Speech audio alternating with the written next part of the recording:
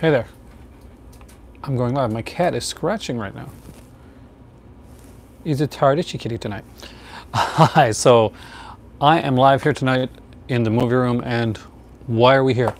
Well, I watched a bunch of movies today. This was my day off, and lately I'm finding that I'm immersing myself into films and film watching very early in 2019, and as I was starting to do in late, as much movies as I normally watch, I'm finding that I'm watching a lot more now. And what we're going to talk about tonight, I have a list of 10 underrated Scream Factories that I want to talk about. None of them are collector's editions, because I think once you hit the collector's edition, you got the slipcover. Hey, how's it going? Welcome, dude. And hey, well, I got Day Katana and Corey here tonight, so let's get started. But first, I wanted to talk about two recently released Scream Factories that actually started my idea for the underrated movies in the first place. First off is the incredible Jamie Blank's film, Urban Legend. So if you haven't picked this one up yet from Scream Factory, I don't know why not, because if you like this type of film, if you like the slasher genre at all, this movie holds up honestly a lot better than a lot of other ilk that came out around that time period. It definitely stands the test of time a lot stronger than, like, I Know What You Did Last Summer, and especially I'm going to be like that soon, actually, because I'm going to be kind of slacking off a bit. I do have a lot of stuff coming, that's why I got to slack off a bit. But if you're grabbing Scream Factory, I do recommend this one. Really good film. Now, I do want to do a whole video basically on this film, because I have a... Hey, James, whoa. Oh, thanks a lot. We really loved making that one. And she'll be doing more, but we'll be dealing with a lot more cheesy stuff as well. That's kind of her favorite stuff to do. Now, somebody said you said Valentine, and Valentine is one of my all-time favorite slashers, and it gets right up there with Urban Legends. I like Jamie Blank's stuff, and it gets really crapped on a lot. So I wanted to kind of talk about some of those. There, so my cat is over there, like, doing the grooming thing, so I'll get him out of the way. You haven't seen an Urban... It's worth it, really, right, going back and watching again. Hey, Culture. Because it does stand the test of time. I'm trying to give my cat his privacy. So, it really does. And what's really great about this, and I'm sure James has this, because I know James likes this style stuff. This actually has a second disc, and the second disc is a full-length, like, feature-length documentary on the making of the film, and it deals with it, right from the beginning, right from basically the kernel of an idea of this becoming a film, right into, like, into the reception, post-production, stuff like that. You don't have it? James, this is a really good one. Not only is it a great slipcover, and actually one of the better, like, posters that they put out in a while, like slips they put out in a while. I love the illustration on this that perfectly captures the film. But actually it has a second disc that's a full documentary. And why I want to talk about this, Valentine comes out on February the 12th, I think. I got to get that. I got to pre-order that one. That was actually one of the more pricey ones right now. That was like $36 here in Canada. But I'm a huge fan of the film, and I do think it's underrated. Speaking of underrated, I wanted to talk about this, and this is Urban Legend Final Cut. Now, this movie is the sequel to... Now, Urban Legend did well when it came out. Obviously, it's got the collector's edition. It was kind of a sleeper hit, and it was put out by a company, Phoenix, that actually they normally did, like, kind of more serious pictures. So to do a horror film for them was kind of like a lark at first, and not a lot of people thought that Urban Legend was going to do anything. It was just like, throwing their hat into the horror thing, and it did really well. So when it did well, it made over $100 million. This thing here was conceived. Now, Jamie Blank's the director from this one, and from the original Urban Legend, and of course Valentine, which somebody just mentioned there, I think was Day Katana, and of course later on was Storm Warning, which is another fantastic Blank's film, which I do recommend you check out. Didn't come back to do this. Actually, I think it's John Ottman, right? Yeah, John Ottman, who basically was known really for music,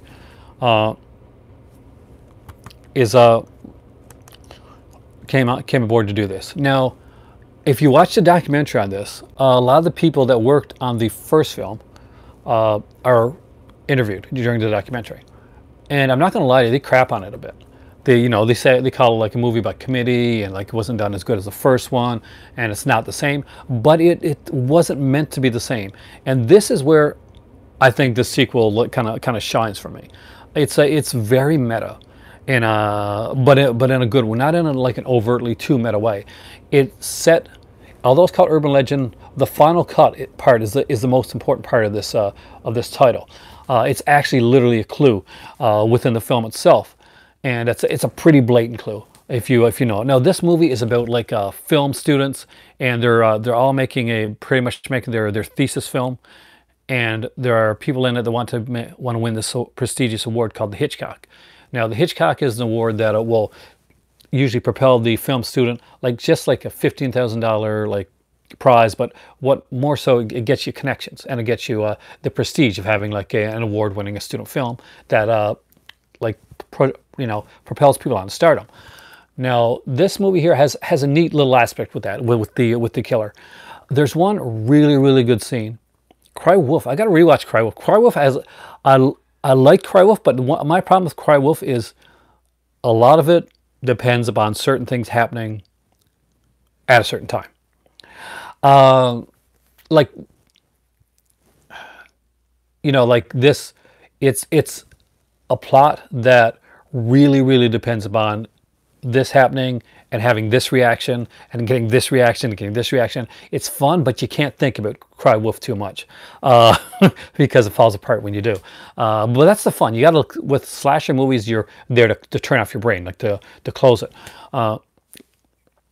Yeah, but the thing is that this one here really plays it well. There's a brilliant scene in this, and it's written by the writer of this one right here. It was put in to add to add a bit more gore to it, and to put a bit more kind of like punch in the early part of the film, because the director of this film didn't want to make a slasher film. He wanted to make a thriller, and it's fairly obvious actually that the movie kind of pulls with the tone a bit. But there's this really good sequence where. And the Urban Legend is the kidney one, where basically somebody goes to a bar, meets somebody, has a drink. The drink is spiked. They wake up in ice, and their kidney's gone. There's a big cut on their side. So this is like the first murder in the film, and it's put in there. It was definitely put in there later on, and it's so well done. It is so freaking gory, and you like gory, you like gory, you like gore. This is a really good, and it almost seems out of tone with the rest of the film, because it's just this like really brutal sequence that just comes out of nowhere really, but it's brilliant, and it's brilliantly shot too. It's fairly geniusly done. Once she wakes up in the ice, then the horror for her really starts happening. Yeah, there's a cool gore sequence in this one. Like this film, no, overall, it's not a really gory film, but that sequence is really well done. You're gonna like that. There's not giving away too much, but she's trying to get out a window while a killer is coming towards her with their hand like going towards the freshly cut open side wound where the kidney once was. It's actually a very brilliant scene, and as a horror fan and a gore fan to a certain extent, I actually really dig that. Did I like Body Bags? Actually, I really did. You mean John Carpenter's film, right? Yeah, John Carpenter made Body Bags, and then right afterwards, actually made it in the Mouth of Madness, I think right directly after Body Bags. Body Bags was supposed to be an anthology series. It was originally going to be the pilot for an anthology series, but it never got picked up, and it became like kind of its own thing. I saw Body Bags, I think straight to DVD. I don't think it ever had a theatrical release, not as far as I know anyway, but actually straight to VHS. Well, I'm going to date myself here, but yeah, it's not too old to date me. It's hard to date me, age-wise, because, I'm older. I'm a VHS type of guy. I love Body Bags, and it's a fun film, and I love the Stacy Keach hair sequence, and Mark Hamill is brilliant in the acting that he does in the film, and I love the fact that they tied into Haddonfield, which is also really, really cool. But yes, if you have not seen Urban Legend Final Cut, I do recommend it. It actually is a really fun film, and it's an underrated release, underrated Scream Factory release, and I think it's an underrated film overall. It has some great interviews in here with the cast. It's got like kind of like a 30-40 minute making of, you know, basically a retrospective. And they do down on the film a lot, which I was a bit disappointed in, because I actually really enjoyed this, and I went in kind of with a little bit of trepidation because I remember not really being into this film when I first saw it. I remember thinking it was okay and not thinking it was as bad as a lot of people thought, but I really didn't like kind of get into the killer is really easy to guess in this film. They put in a lot of good suspects, but the thing is that I feel like they used the actual actor to play the killer, which, you know, is kind of a no-no, because if not, then they picked a guy that like is the same build of the actor. So that it helps, it kind of gives it away, especially in like the tunnel of terror sequence, if you've seen the film. It's actually neat. It's basically, it's a horror film. Don't think the urban legend part of it. Like that's just going to be mentioned as in they're going to be talking about urban legends, and they're going to see that kill with that I just mentioned. That's like that's the most urban legendy part of the film. It actually deals with a film school, and film school can be very cutthroat in more ways than one. If you haven't seen it, I really recommend it. I did watch 2 other films today, which I'm going to tell you guys because I got a list of 10 Blu-rays I want to show you guys, like underrated Scream Factories, I promise that. But it's also a good way for me to see who actually came here to actually be talking the video. So I watched 2 movies today, 2 very, very different films. And I'm glad somebody mentioned Body Bags, because the movie I watched first when I got up this morning was In the Mouth of Madness with Sam Neill. In a fantastic film. Jürgen Prochnow in it. Jürgen Prochnow, and just extremely well, Charlton Heston. And if you've never seen it, I do recommend it. If you're a Lovecraft fan, if you're a serious Lovecraft fan, you have to see In the Mouth of Madness. It is brilliantly done, and it is so Lovecraftian. It's a shame that it never got more play than it actually got. And I'm glad to see the Scream Factory has put out a special limited edition of it. So I got to watch that tonight. I also watched another movie, and this one I think Leroy Green is gonna smile about. And that is, I watched Angel Town. Now, if you know who Olivier Grenier is, then you've probably seen Nemesis or something of that ilk. What you probably haven't seen is a movie called Angel Town. Now, it was put up by MVD Rewind. It's the first movie by Olivier Grenier, and this is directed by the guy that directed Lionheart with Jean-Claude Van Damme, and directed another kind of a lesser-known film called Black Eagle with Van Damme and Sho Kosugi. So, Angel Town was definitely more of a message film. Has anybody seen Angel Town? Before I go any further, I'm giving you time to like. Leroy, have you seen Angel Town?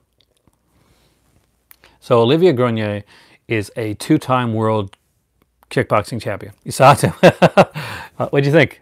A long time ago. Okay, so basically he's a 2-time, like he's legitimately a badass. You can tell he's a badass. You can tell that he's kind of holding back when he does some stuff. It's actually really as far as the Blu-ray goes, it's really, really well done. There's like a ton of features on it. Presentation's good, really good. Angel Town itself, I think I know what the director was going for. I definitely know what the director was going for. I don't think that he pulls it off completely. And I think that has a lot to do with with what he chooses to use as the main villain. In a movie like this, when you're introducing a new martial artist to put them big onto the screen, you really got to have like a good villain, somebody that you really want to see him come up against at the end. You got to have like a Bolo Young type of character coming up that this guy has to fight. But Angel Town was so trying to be grounded in reality and ghetto life and the gangs. Hey, Rich, that basically it shoots itself in the foot a bit. There are some great action sequences. There are more action sequences than in Black Eagle, but they say they were like choreographed really well, but some of them come off. This is his first movie. He does look like he's trying to hold back a bit, that he's not trying to hurt anybody. And the actors, they're You know, it's kind of I guess a Latin gang. Yes, and Don Dragon Wilson movies definitely shouldn't be too far behind. Angel Town, it was fun. My better half rolled her eyes a lot during Angel Town, but I had fun with it. It's not a good film. I'm not going to lie to you. It's not a good film, but it's a fun film, and I actually paid very little for this one. It was a very cheap one. MVD Rewind, if you go grab them from Sunrise Records, it's usually around $22-24 maximum, which I think is actually a really good price for a collector's edition like Blu-ray with features and a poster. So yeah, it's definitely a fun one. It's definitely a fun watch. If you like action movies and like the VHS era, it's fun. If you can get it for a decent price, definitely get it. Check it out. A lot of great features on it as well. Like the director talks, and he's very, very sincere about the film and what he wanted done with it. What's really kind of comical is there's a scene that's kind of like this had to be a studio mandated scene. I'm pretty sure it was, because at the beginning of the film, the star is in Paris because he's a French actor, and what kind of got to me is because I know he's trying to do English, and some of his line reading came across. And I was trying to remember, because something about his line reading just it reminded me of someone else, and it was close to the end of the film that I kind of got, oh my God, it kind of reminds me of Tommy Wiseau, like better than, but still it has a kind of feel to it. And then I started to wonder, did Tommy Wiseau not really know English? You're talking about Nemesis, man. He did a few other things too, but Nemesis is what he's probably most famously known for, and that was actually his second film. He's actually made a few films after that, but he never became like the name that some of the other ones did. I would like to see MVD do that, become like the Scream Factory for B movie martial arts films. I would totally buy them.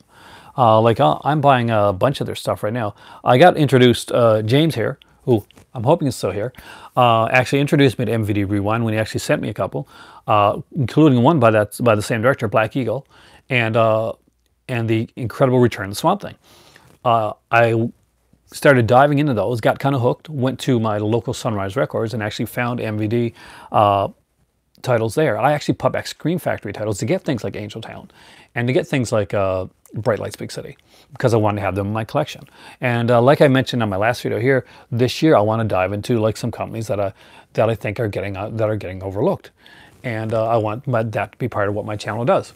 But tonight we're looking at a company that definitely doesn't get overlooked, and that is the incredible Scream Factory stuff.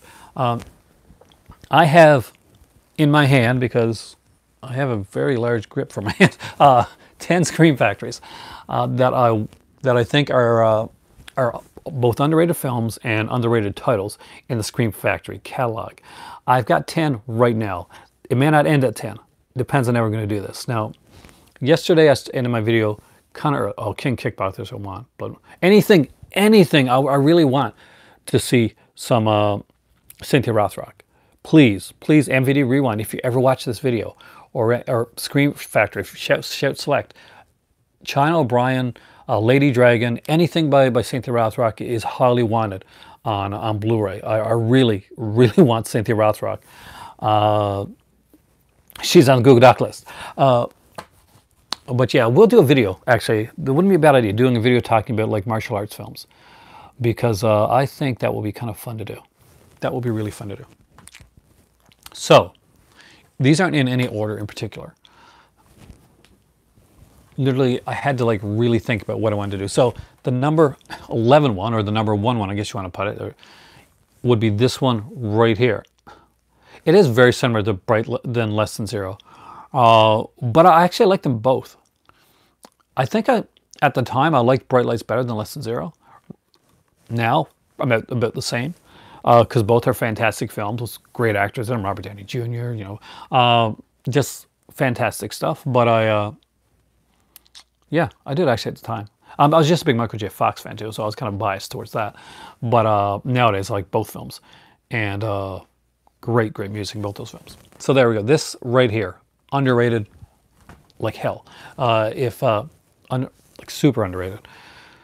Another one that I was surprised never made it to a collector's edition, because I actually thought this was a really good film back in the day, and that is Phantom of the Opera with Robert Englund. This was meant to be like a 2-picture deal. Phantom of the Opera followed by Phantom of New York. Now, this didn't do as well as it was originally. It should have done, and part of the reason is actually because of the musical. People were getting into and going around and watching Phantom of the Opera, the Andrew Lloyd Webber one. Secret of My Success would be a great one.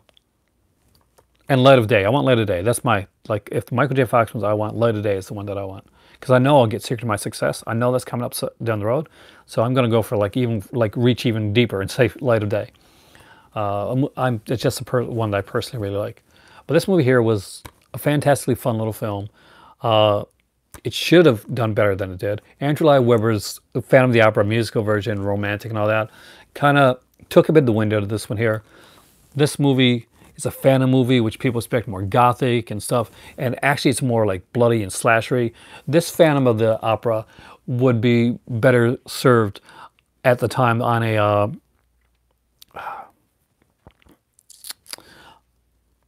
yes, actually I was going to talk about that.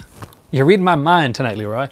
One of my wanted films on Blu-ray, and I'm hoping that Screen Factory or some other company puts this out, but not Code Red, and that is Phantom of the Mall, Eric's Revenge. Doc Hollywood was great too. They kind of got it animated with cars, but you know, I want the real Doc Hollywood. But yeah, Eric's Revenge was a movie that was called Phantom of the Mall, Eric's Revenge. If you've never seen it, it was like one of those really, really cool ones. Oh yeah, Warner Archives. I got to dive in them a bit more too. There's a Warner Archives video coming up, Leroy, by the way. As soon as I get those damn movies that I ordered. But yeah, Phantom of the Opera with Joe Sholin, Robert Englund. It's actually pretty gory too. This is actually really pretty much a gory film. And some people going in to see Phantom of the Opera didn't want the gore aspect of it. This is actually directed by Dwight H. Little, who directed Halloween 4. And one of, I can't remember the name of it, I'm sure Leroy will. One of Brandon Lee's films, one of his early films, was directed by Dwight H. Little as well. Actually, it's a good one. But I can't for the life of me remember what the name of the film is. But I know that Dwight H. Little directed it before Halloween 4, I think. And definitely before this one right here. Rapid Fire. James knows. Right on, James. It is Rapid Fire. That's a movie. That's another movie that should get like a Shout Select type release. I'm guessing, did that get an archives release or anything? Phantom of the Mall is really good because it has my wife, Morgan Fairchild. That's a Saturday Night Live throwback for people that are too young to remember the compulsive liar character from Saturday Night Live. Yeah, Morgan Fairchild plays the mayor in Phantom of the Mall, actually.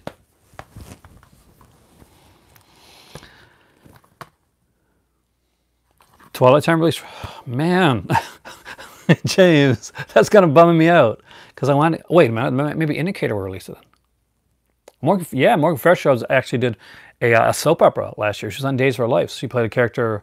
She was kind of like a recast of this kind of popular Days of Our Lives character, and she was really good on it. I actually taped. I don't watch like that show anymore, but I taped it to see her episodes, and her character was actually killed off. Rapid Fire. I want them to lose the rights, and I want a Shout Select or something, a more like easy to get release than like Twilight Time, which has that huge ass red box come up that's like, do you want to pay the extra $40? We can't promise you your movies are going to get you if you don't. No, I don't. I'll take the chance because I know that, you know, Screen Archive shipping is actually pretty good. Disturbing Behavior. I consider this one to be like definitely an underrated film. I usually kind of like, this is the one that you want to like double feature with a movie like The Faculty, usually something like that. And love the cast. I love the music in this one here. We got Katie Holmes, James Marsden. You can read it there on the screen, I guess. And of course, Nick Stahl. Nick Stahl is incredible in this film. It's talking with her and Andrew Stevens. Might be Possession. I can't, or Possession or Obsession, something like that. I know the one you're talking about, but I don't really remember the name of it. Speaking of movies that need to come out on Blu-ray, the Night Eyes trilogy. You can put the quadrilogy if you want to, but at least I want the Andrew Stevens Night Eyes movies out on Blu-ray. Vinegar Syndrome, make that happen. I want to see Night Eyes films, which almost made me want to go in to actually do, like, change and do like, man, I think, Leroy, I think all guys at one time or another have had a crush on Katie Holmes. I know I did. Damn you, Pacey. She was Dawson's girl. But Yes. Oh, sweet. How do you find it, James? Did you work with the settings and stuff? Or did you get somebody like to come in and do it for you? The seduction. Thank you. I kept thinking like obsession, possession. The seduction, you got it. They actually had a cool like box cover, VHS cover back in the day. James has entered the world of the 4K. If you ever have any like need questions or any type of like thing you need to know, always feel free to to hit me up. You got me on Facebook. Definitely congratulations on the 4K. Xbox One S, yes. So they play those awesome 4K UHDs on.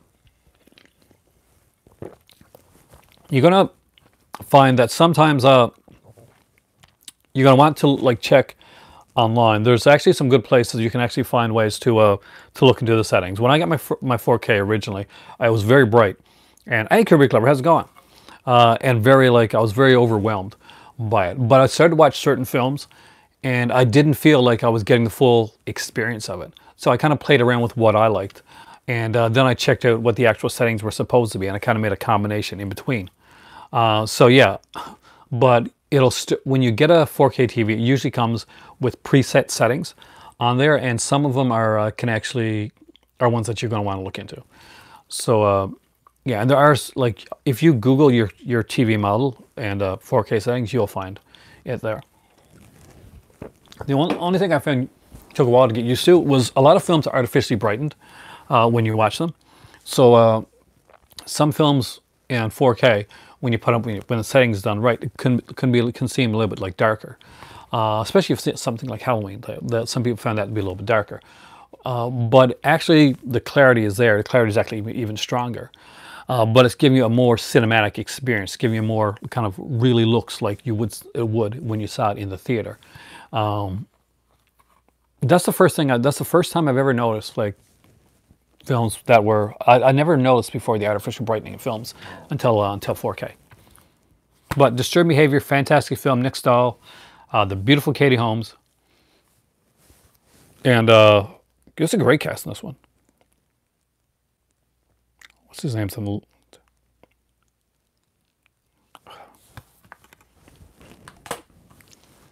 Next up is some Canucksploitation, some Canadiana, some horror, some dogs in rat suits. Do you know what I'm talking about? You guys got to know what I'm talking about. Dogs in rat suits, a killer sequence with a kid in a high chair, pun intended, and the amazing Lisa Langoulis.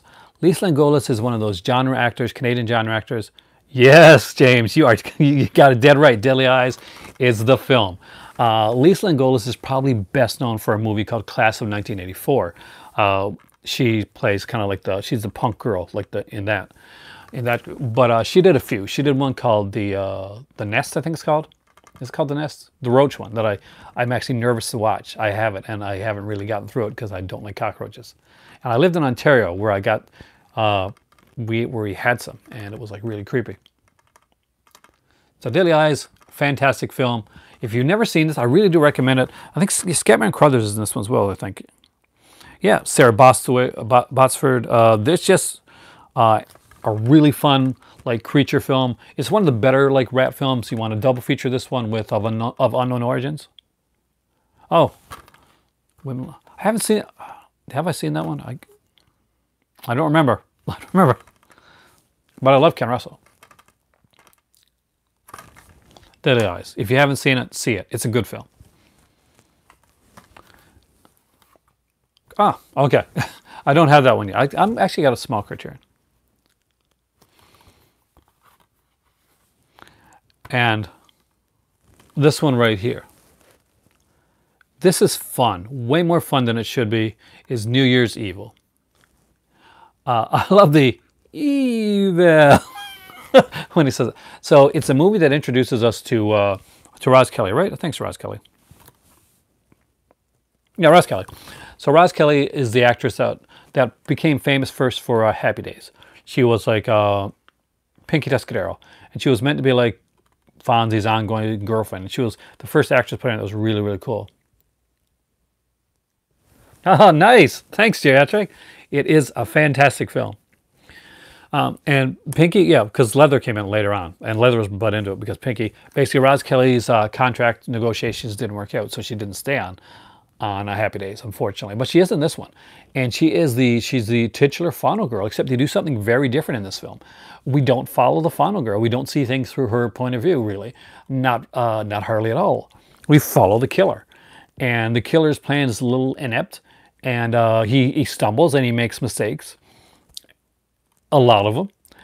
And it's kind of like fascinating to watch this killer try to pull off this really kind of nuts plan out there. Like this really strange plan of like killing somebody in every time zone when New Year's happens. That's the killer's plan.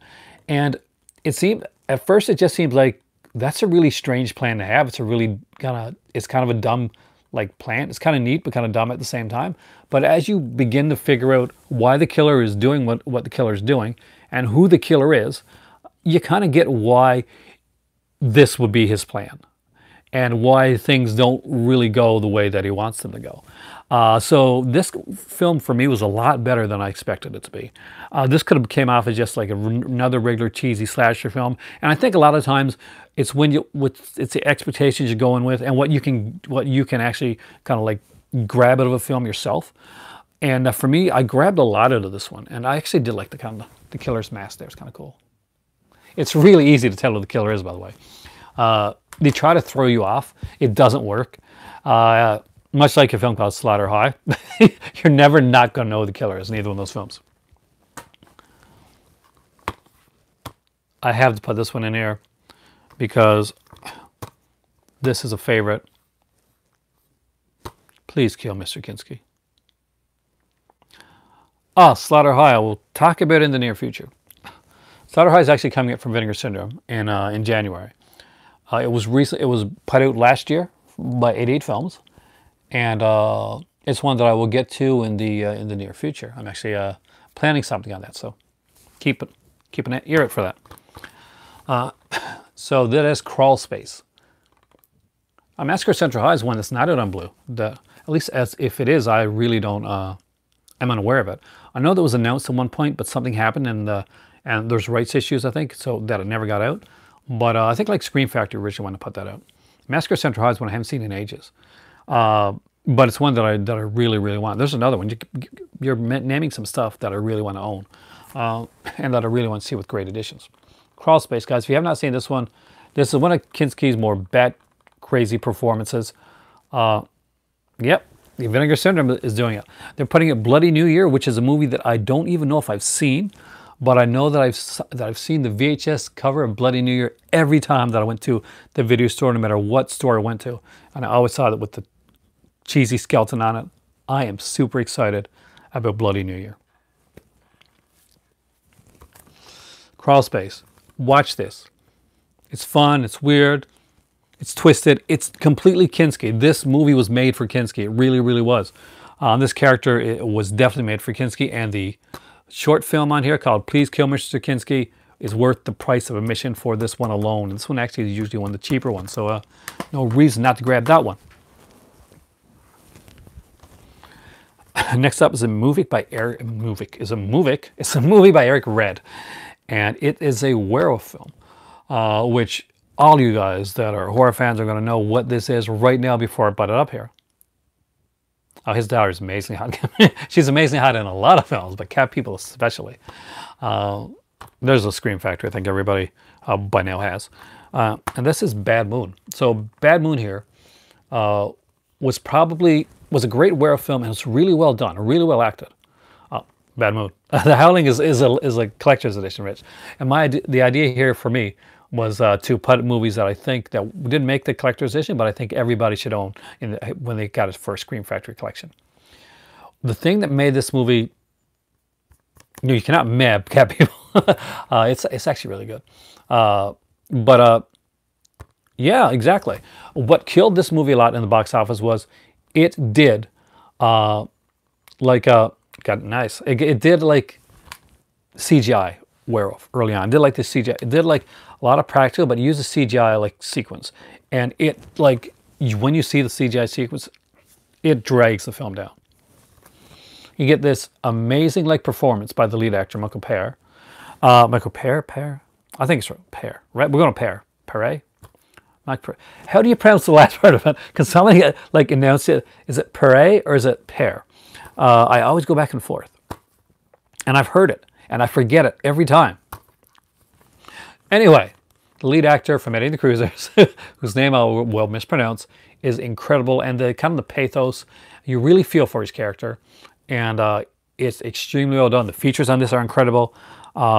Great, we got like audio commentaries, interviews with the director, with the actors. Definitely pick this one up. Is his daughter Jessica? Is his daughter Jessica?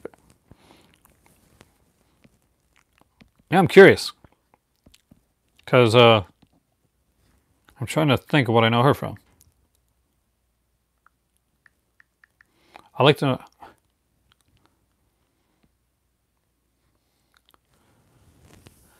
Huh, she made her Hollywood debut as Josh Hartnett's fiancée in Wicker Park. Oh, wow.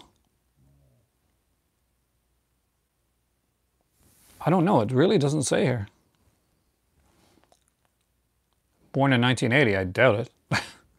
Her father's Anthony Pear, a chair of the Department of Educational Studies at McGill University. She must be Canadian.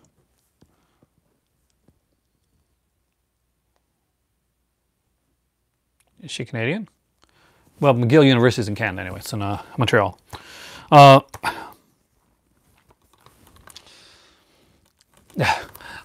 very familiar with Montreal. That's where she's from. I knew it. She had to be. She went to McGill. My sister-in-law went to McGill as well.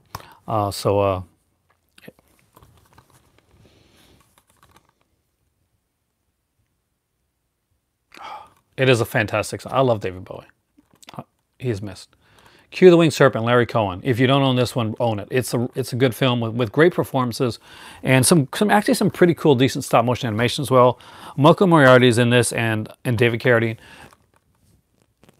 If you are all into acting, but it's a good weird, and it's Larry Cohen. So Dave Katana, everything Larry Cohen does is weird. It has an aspect of weirdness to it, but it is Larry Cohen. It's his style. It's his trademark. And Michael Moriarty is definitely a kind of a Larry Cohen guy. I'm kind of disappointed every time that he's not in that Michael Moriarty is not in a Larry Cohen film. Well, he only wrote like Phone Booth, right? He's not the director of that one. Yeah, Winged Serpent is that on Shudder right now. Definitely watch it. It's a really fun film. If you like movies like The Stuff, which I consider to be one of his best films, and It's Alive, the It's Alive trilogy, and of course, like kind of the lesser known ones like Return to Salem's Lot, which was hated on a lot, but I think it's actually kind of a brilliant little dark comedy. God Told Me To was a fantastic film. I can probably agree with that one. But I do like The Stuff. I have a really, really soft spot for The Stuff. But Cue the Winged Serpent, definitely want to check it out. Next up is Hellhole. I had not remembered this movie barely at all. I think before this, I'd only seen it once on VHS. It was a long, long time ago. And I knew I was going to like this because the cast in this was actually pretty cool. We got like Ray Sharkey doing a really highly underrated actor, Ray Sharkey. Unfortunately, he's not with us anymore. Judy Landers is in this. Edie Williams is in this film. Terry Moore, Mary Warnoff is in this. Actually, even what's her name?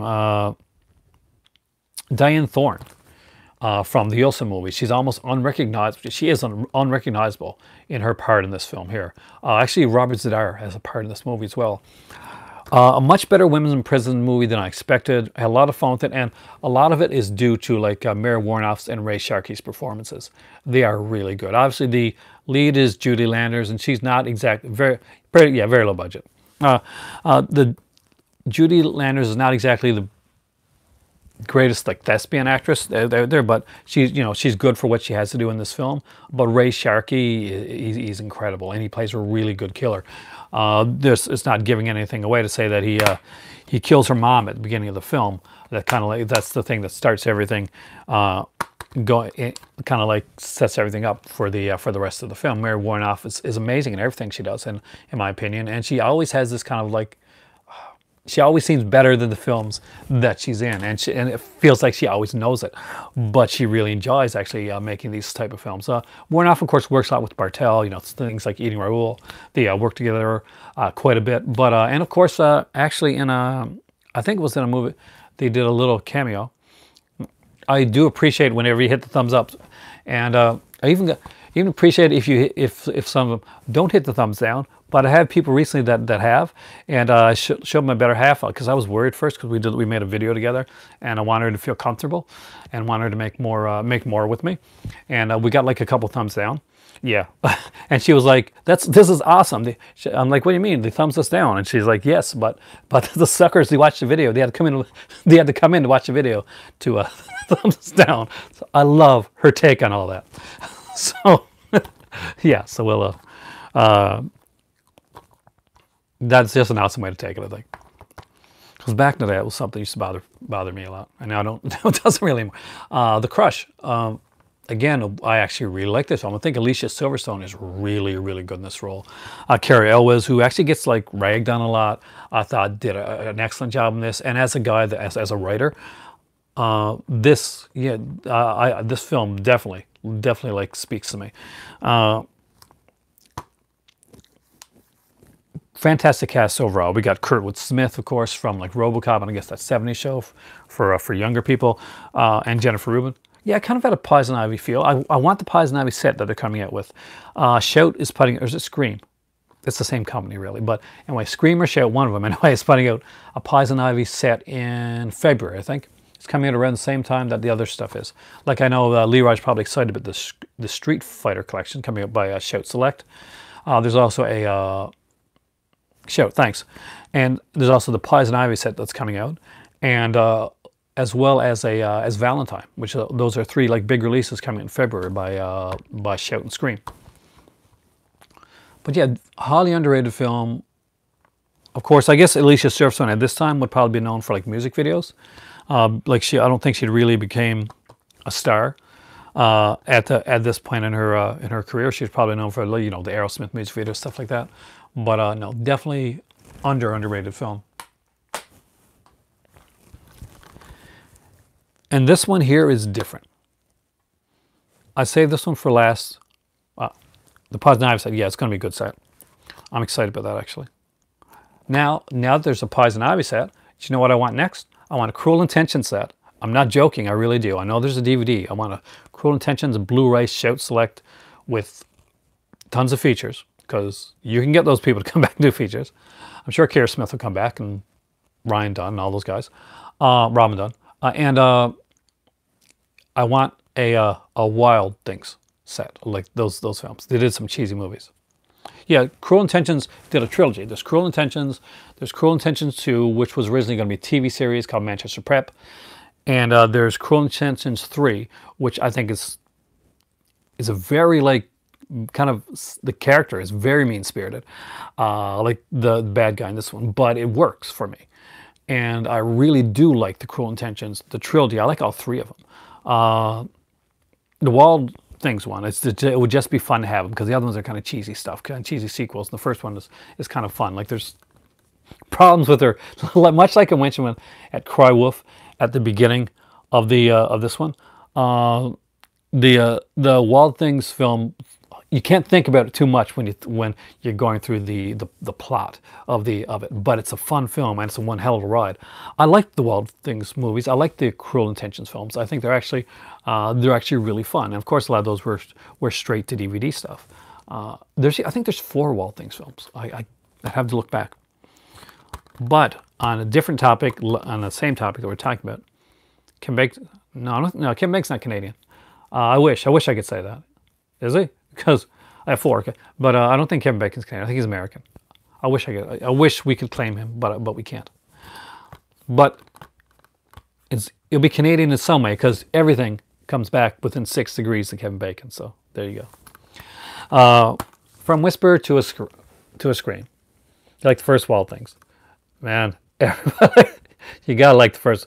Look who's in that movie, man. both of them. Google Doc list. You know that, James. You know that. From Whisper to a Scream. Everybody's like, that's going to be hard to say because everybody's got Wild Things and all that. But this is actually a fun little anthology film done by Jeff Burr. We're going to do Texas Chainsaw Massacre 3. But what makes this one a real find, a real diamond in the rough, a real gem, isn't actually the main feature. The main feature is kind of a cool, fun film. But the documentary, A Decade Under the Innocence, on here, is worth it. Is worth the price alone. I would have bought the documentary on its own. You need to see this. You can never ruin Denise Richards. Not in my heart. Texas Chainsaw Massacre 3 is actually really good, in my opinion. I actually really like Texas Chainsaw Massacre 3. I like it better than Part 2. I think it's a much better film, and it's more tonally balanced. Then it works better. Obviously, works better than Part 4, and for me, it definitely works better than the remake, which I have issues with. I know the remake is much beloved by a lot of people, but I actually think that the Texas Chainsaw Massacre remake, the one with Jessica Biel, right? And she's gorgeous. Matthew McConaughey, it was Part 4. That's what I'm talking about. The Arlie Ermey one. Arlie Ermey is the best part of that film, though. And it's nicely shot. Daniel Pearl shoots the remake of Texas Chainsaw Massacre very well, but it misses the point of Texas Chainsaw Massacre. It misses, like, even the worst sequel, even Part 4, Next Generation, right? That's Part 4. Next Generation is Part 4. So even the Next Generation gets something right that the remake misses, like, wholeheartedly. And that is family. It misses, yeah, Ken Foray. It misses the heart of the franchise, which is the family aspect of a Texas Chainsaw Massacre. The family aspect in the remake is really messed up. It never works. Yeah, like and that is not the way Leatherface's childhood should be done. And if you really want to see Leatherface's childhood done badly, watch Leatherface. Not Part 3, but no, the recently made one. And I'm a huge fan of, like, as you guys know, I like The Addiction. Lily Taylor. I'm a huge fan of Lily Taylor. Yeah, why not? Sure, reboot them again. I haven't seen the new Leprechaun yet. I've heard mixed on it. Actually, that's an original film, but it's really predominant in Part 4, Texas Chainsaw Massacre: Next Generation. That's when he really, like, wears, like, the kind of like the female like aspect face. But that's right from the beginning of, like, original film. Leatherface, it's not just that one Leatherface. You may actually see a part in the first film where he has, like, kind of this female face persona as well. Hey, Jace, happy 2019. If you guys have, everybody knows who Jace is, but if you don't, we did a video that I'm actually very proud of. And now that I got the Sartana set, Jace, and once I get through that, we can do another video that I want to be very proud of, which is the Spaghetti Western one. You like the remake? I have issues. I went and saw it recently in the theater too, like in a drive-in. And it wasn't scary. That's what bothered me. It wasn't scary. But if you haven't got this one here, guys, From Whisper to a Scream, for the documentary alone, have this one. You like the newest Leatherface? You're one of the few people I've heard that actually really likes it. And I'm glad that you say that, because there's what did you really like about it?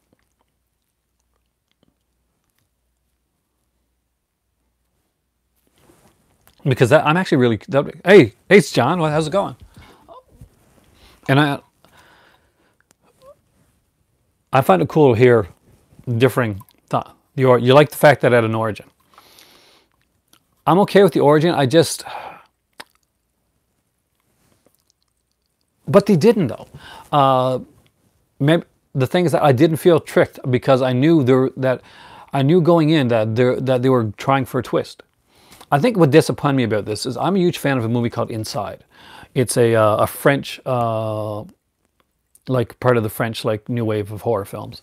Probably one of the best. The people that made Inside made this film, and they could have done much better.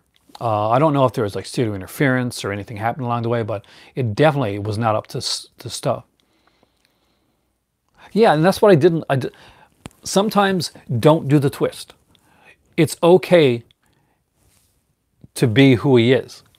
because nothing about the character that's presented, in my opinion, nothing about the character that's presented legitimately becomes Leatherface really rings true to the way Leatherface would be, like from the original film. I cannot see that guy going on to be like Leatherface from the original film.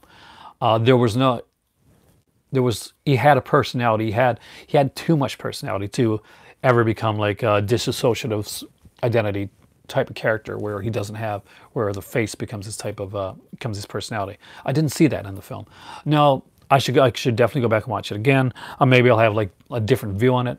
But like on my initial viewing, I watched it twice to do. I didn't originally like it.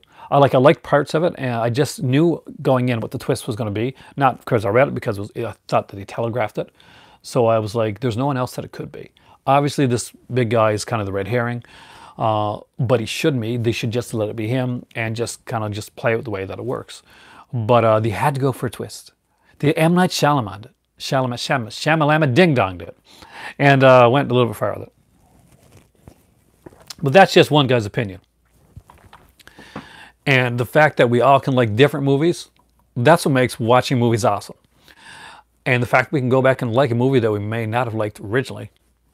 Yeah. Yeah, Joe Bob Biggs' favorite film is Texas Chainsaw Massacre. And mine is Black Christmas. So we all have our different films that we like, especially in the horror genre. I am a die-hard fan of the slasher film genre. I love the slasher film genre. And a lot of it has to do with growing up like at a time when slasher films were popular, were at their peak, I was at the right time. Porkys. Is Porkys your favorite film? If it is, man, that rocks. Because that's an excellent Bob Clark film. I love Porkys. And Porkys is a much smarter movie than people like give it credit for. People lump it in with like the stuff. Hey, Scalder, how's it going? My voice went for a second. I think we went through puberty there. I'm having a bit of like, the reason my video ended early last night, and I'll be honest with you guys, is I haven't been feeling well. I've lost my voice. Actually kind of ended up like getting nauseous last night after my video, and I had to like relax and sit down. I've got a bit of the flu.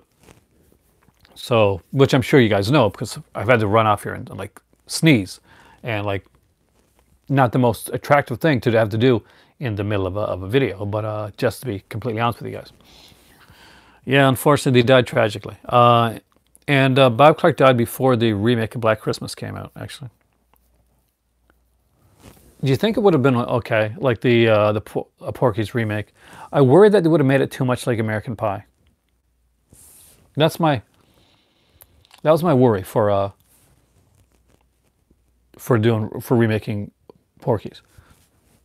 Porky's as a social commentary, and it's got a lot of heart to it. That people kind of like miss out on when they just know like Pee-wee and the jokes and all that type of stuff. But there's a strong stuff to that.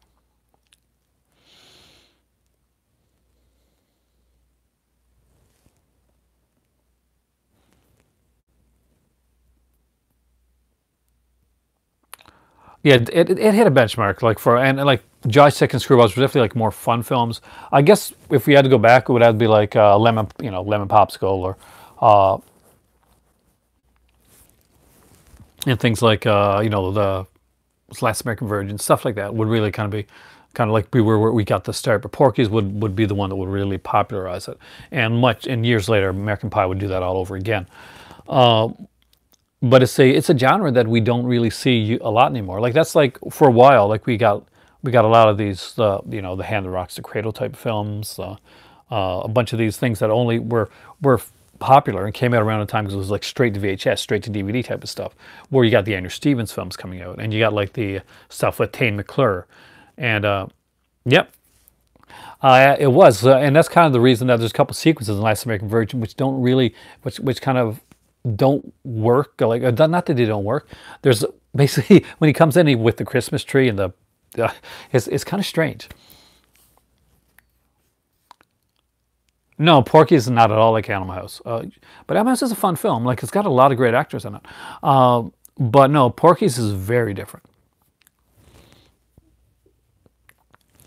If you've if you've never seen it, like just go in and know that it's not. It's more than like a. I'm missing a side conversation here.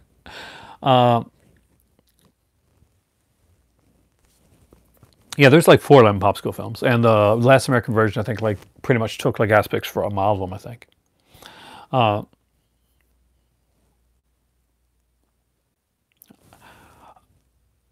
sort of rich, but not really. I mean, it did aspects of the raunchier comedy, but at the same time, Porky's and Porky's too, because there's a whole trilogy. Porky's Revenge is iffy, but like the first 2 Porky's especially, they deal with like like different things too, like they deal with like racism and anti-Semitism, are put in like in the Porky's films. There's definitely some more. So there's some more serious stuff going on that's helped be more digestible by being put in a film with some sexy raunchy humor, like the shower sequence, for instance. Everybody remembers the shower room scene from that film. Everybody remembers the Lassie sequence from the original Porky's. You know, those things. But if you go back and you actually watch the film, there's some smart writing, and there's some definite social commentary in them. There were 3. There are 3 Porky's films. There's Porky's, Porky's 2 the next day, and there's that's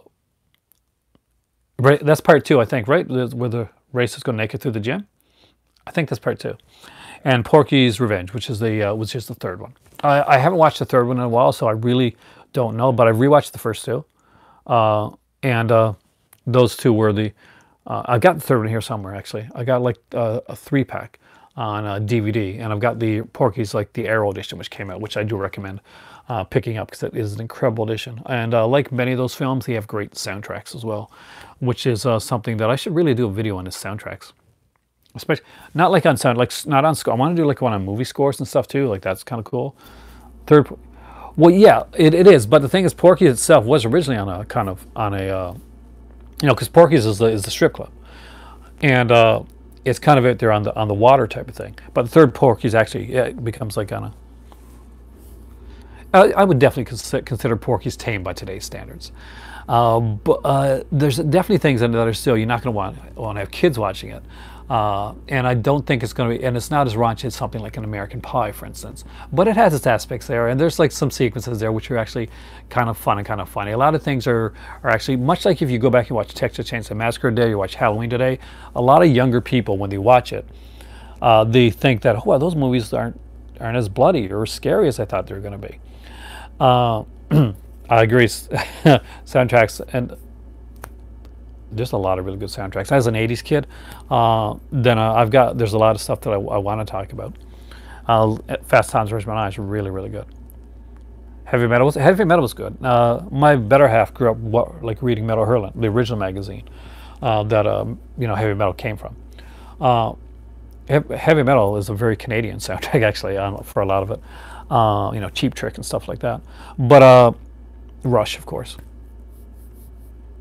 No, Heavy Metal is great. I mean, like, if you don't, you got to Cubic Level, you got to know the source material for Heavy Metal to really, because Heavy Metal was like this amazing, like, especially in the day. I'm not sure like how it is today, but the original Heavy Metal magazine, much like the original National Lampoons, was really, really amazingly well done, and introduced people to artists like Mobius, who was just look at Mobius, like, seriously. Is a French artist and is incredible. That's where things like Den came from. And I think you kind of got to be in the time. I got a bit of nostalgia like attached to it, so I really can't be unbiased, Cubic Lever, but Heavy Metal is a film that I really do like. The second one, it's okay. First one, yeah, that and the fact that it deals with a lot of like Canadian voice actors are in there, like John Candy is the voice of Dan as well. So yeah, that's but yeah, there's a side step. But yeah, I'm a huge fan of like the slasher genre, and a lot of that comes from basically me growing up reading Agatha Christie and a lot of mystery novels, and the slasher was an 80s version of that. The Kim Cattrall's character was nicknamed Lassie. Kim Cattrall, most people know her now from like stuff like Sex and the City, of course. But back in the day, you know, Cameron Trap, of course, for Mannequin. Gorgeous, gorgeous girl. She's still gorgeous to this day. Google Douglas, everybody. A question, ask away. I like questions.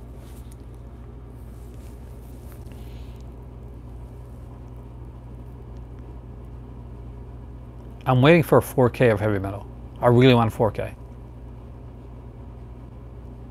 Mannequin is a weird 80s comedy. I love it. But I also grew up in the 80s, Kubrick lover, and I saw Mannequin in the theater. And I know the songs, I know Nothing's Gonna Stop Us Now. The big song from it, I was a huge Andy McCarthy fan. Do I think the slasher genre would have taken off without the nudity? For me, they're part and parcel. But I think the fact that one of the most famous slasher films nowadays of all time, the one that helped rejuvenate the slasher genre, is a movie called Scream, which didn't use nudity. And a few of the later 90s ones didn't need nudity. I think the slasher genre would have been okay anyway. Now that being said, I do think that the nude sequence in a slasher film, for me, I thought it was fairly needed. It was like an integral part, and I felt a little let down by certain films. There's certain films slasher films that as a kid, as a teenager, that had a decent plot, but if the nude sequence wasn't there, I like their Scream franchise. I really do. I don't like part 3. I really can't warm to it. I keep trying to. Did I buy the Psycho box set? No, because I got like all the Scream Factory Psycho, so I didn't need that one. Hey, Entertainment Wizard. Cleaver, I don't know if I've ever seen Cleaver. Yeah, the first Scream was really good. What I really like that a lot of people don't like is Scream 4. I think that Scream 4 has a nice commentary on today's society, and as a YouTuber especially, Sopranos reference, nice. As a YouTuber, Scream 4 chills me a bit at the end. The ending of Scream 4 chills me a bit. And I don't think it resonated with everyone, but for somebody that is doing this, their reasoning behind it. Oh, nice! I hope you liked Aquaman, because I liked Aquaman. There were some problems with some of the tonal shifts, but actually we had fun. Take your nephew to see Into the Spider-Verse. That's really, really good, and it's extremely well written.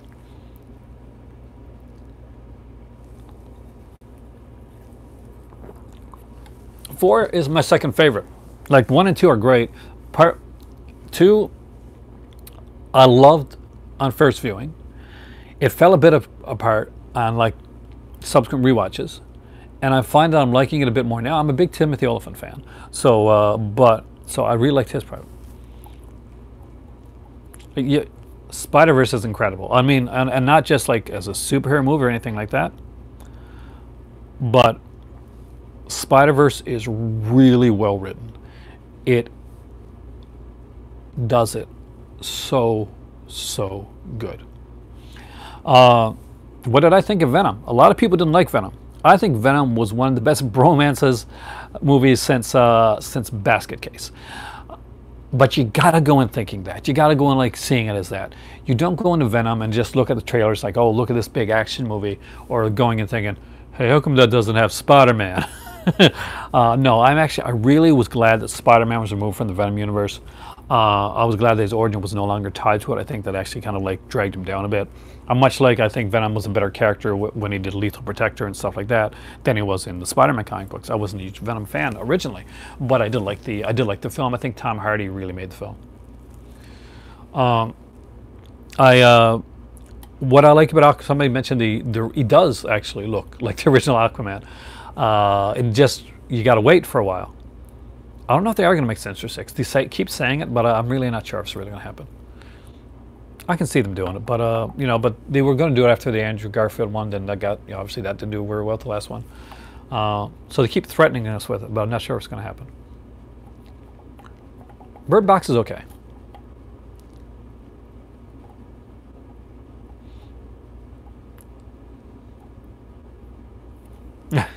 I don't have the game yet, but my oldest does. She's a huge fan.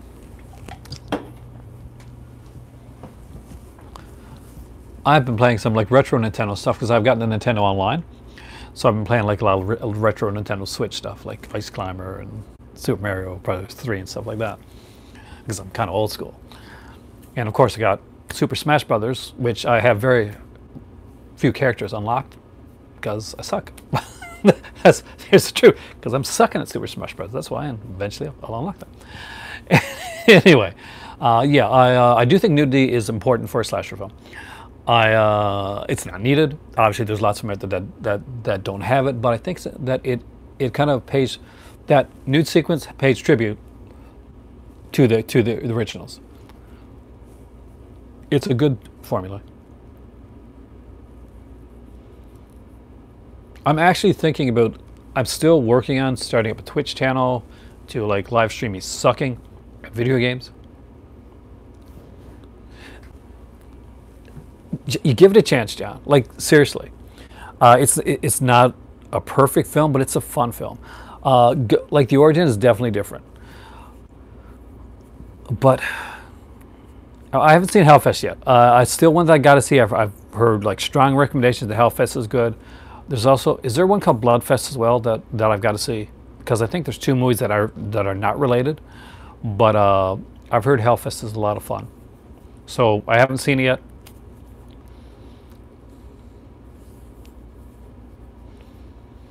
Yeah, like go in and think, see it for Tom Hardy. He's incredible in it.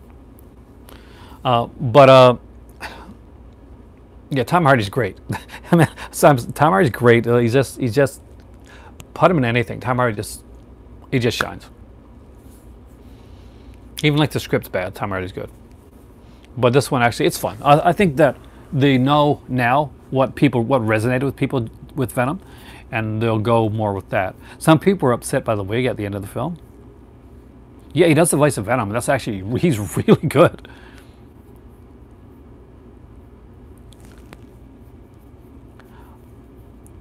So I finally got to watch like some Bird Box, and like I tried to like, I measured my expectation from like the stuff where it was going in. Bird Box is the creepiest movie ever, and like Bird Box memes with people doing with blindfolds and stuff on. No, he was fantastic as Bane. The script was kind of like bad, like the ending, like the way his Bane character ends up at the end of the script wasn't the best, but his Bane was solid. His Bane was scary, and his Bane, like, you want to see somebody come off that comic book and actually look like he can break Batman, and he does. And Tom Hardy plays that very well. What they do with Bane at the end of the movie is Tom Hardy's fault, though, and that's where that falls apart. Because what the hell, Bane? Stop crying. Yeah, that was the thing. He does sound like Sean Connery, and that was a choice that was actually made, and I think it works well. Sean Connery has a commanding voice. Yeah, but let's not talk about the true villain of that movie. Let's just not go there. I had fun with Dark Knight Rises. I really did. I thought it was cheesy fun. I think it was a superhero movie. People went in expecting to see more because people overrate the Dark Knight trilogy, and they just, much in the way I love The Shining, and it's one of my favorites. But much in the way people want to read whatever they want to read into The Shining, Stanley Kubrick's The Shining, people are going to like over grasp for the Dark Knight trilogy.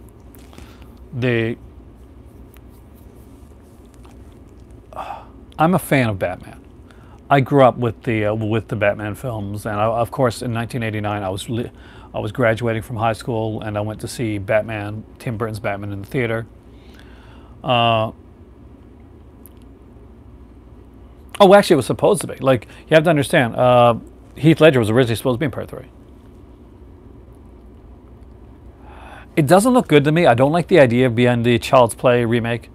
I'll watch it. There's some good actors in it, so I'm holding hope that it's better than it seems. Like, some people were like upset with Don Mancini for like not like putting more, he's not part of it, and Tom No, you, sorry, no.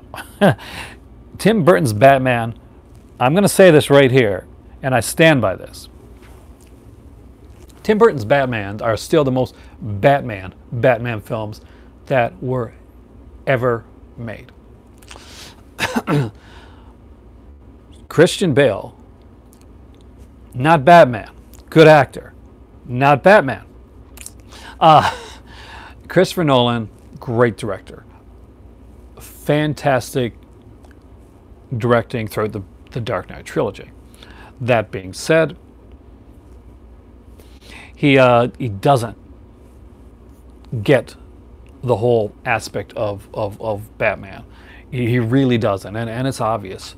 And me and Christopher Nolan have a lot like stuff in common when it comes to love of film noir and that type of stuff. And I do really like the Christopher Nolan Batman trilogy, but it's not the best that Batman would ever be.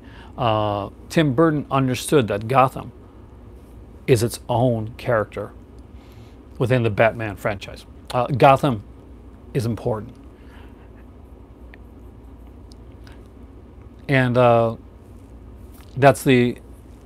Gotham is not important as a character in the Nolan one, and that's what hurts me. There so much like design and artwork was done for Gotham in the Burton films. I really lost that, and that's one of the things, and they miscast Batman really badly in the Nolan films.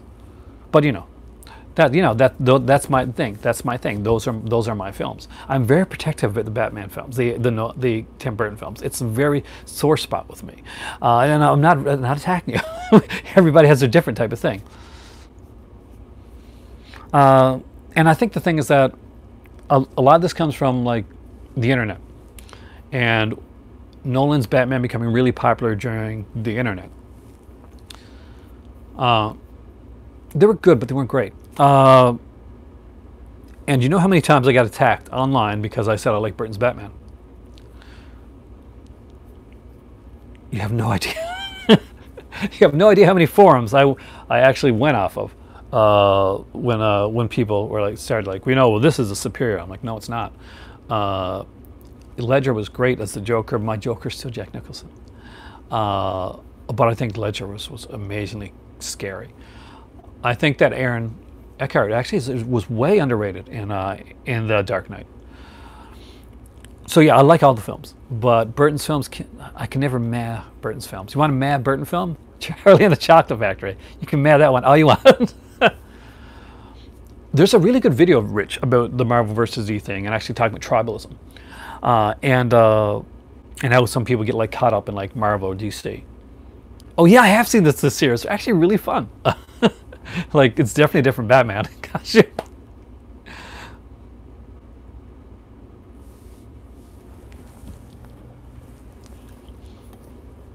Planet of the Apes, yeah, that did suck. I would agree with you on that. Planet of the Apes was a really bad film. I do enjoy it, but I enjoy knowing it's bad. No, never will I say that Nolan did a bad take on it. I just thought that the Batman was probably the worst cast part of it. Noir, no, yeah, I'm actually kind of interested in that. I think that's a lower budgeted noir set. I think that's by, oh God, we talked about it here when they first announced it. But I'm very interested in actually picking it up. I'm hoping that it's not going to get, if it stays like in an inexpensive price, I'm going to go for it especially. But they worked with Nolan's worst movie. To be totally honest with you guys, like as much as I say that, I'm a huge fan of Christopher Nolan. Christopher Nolan is one of the reasons I started getting into 4K in the first place. I wanted the Nolan films on 4K, and I don't know. I've actually really liked every film that he's done, and like as much as I rag on the Batman films, he's brilliant, and his take is brilliant. It just did. It's just I'm of a different era, and it didn't resonate with me when I originally saw it. I do like the films now. It just took me longer to get into them than did most people. I like some people say Dunkirk is his weakest film, but I really like Dunkirk. I really don't have a bad Chris Nolan film. There's a Criterion one that originally came out, an earlier one, and I don't think I've seen it. And I'm sure Kubrick Lover's seen it, because Kubrick Lover knows his Criterion stuff. But yeah, so I'm not the best person to ask like for Christopher Nolan's worst film because I like them all. You think? See, yeah, because there's a difference of opinion. Now, that's the thing. Cubic Lever is like actually is in the norm here. Like most people would say, Dunkirk is his would be his worst film, and if Dunkirk is his worst film, that's amazing because I really like Dunkirk for the type of film.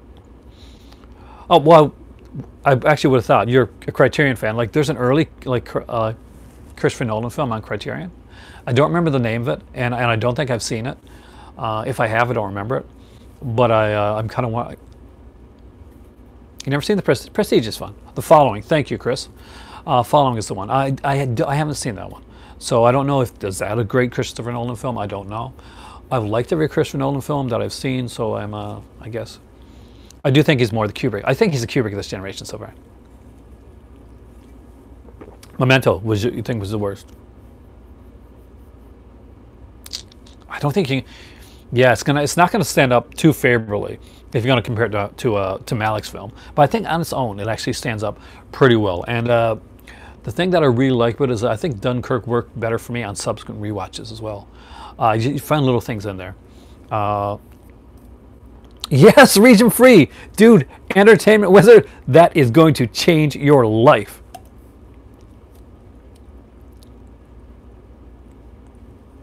There's issues with the narrative, but still.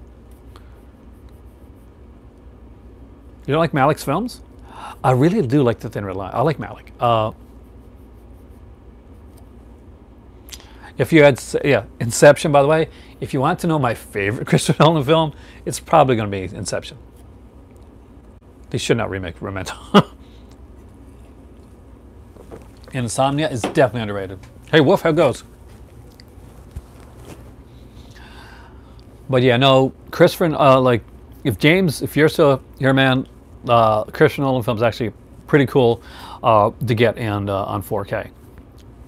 And if you've never grabbed any of them, yeah, also the Purge trilogy, by the way, came out in 4K. Definitely money. But it's neat how that question was asked, and everybody had kind of a different answer. Like Dunkirk was an answer. Somebody just thought Memento was his weakest film. But for me, yeah, I unabashedly like them all. I really do. But Inception's my favorite. It's pretty, you know, it's probably an answer that's pretty simple and like a lot of people would say. But Inception is probably my favorite.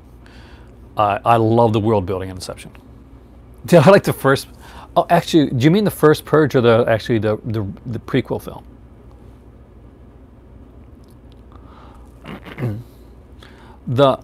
If you mean like the prequel film, I haven't seen it, and I haven't seen it because I want the 4K. I've got all the other Purge films on 4K. When I get the Purge film on like the prequel film on 4K for a decent price, then I'll pick it up and then I'll watch it. I don't want to watch it like any other way. I don't want to like.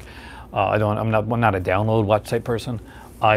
Some people, that's the reason I get to see some movies later than other people. If I don't see them in the theater, I'm a stickler, and I actually do wait to get like because I want to see them right. I think I'm going to like the first Purge from what I've heard about it. I've watched a bit of the show, Rich. I haven't gotten to watch all of it yet. I haven't had the chance. There's so many shows I'm watching right now, and that I'm around 4 episodes into the first Purge. I'm around 3 episodes into a series called You, which actually is better than I thought it was going to be. That was really different. It's kind of Purge is interesting. Like, have you seen you've seen the movies? I'm guessing Kubrick Lever. I think Purge, the first one, is hilariously bad. But I like it for that. I like it for its badness, and it's a fun film. It pretty much sets up this amazing concept for a world, and then it completely wastes it with a home invasion film that doesn't really truly work.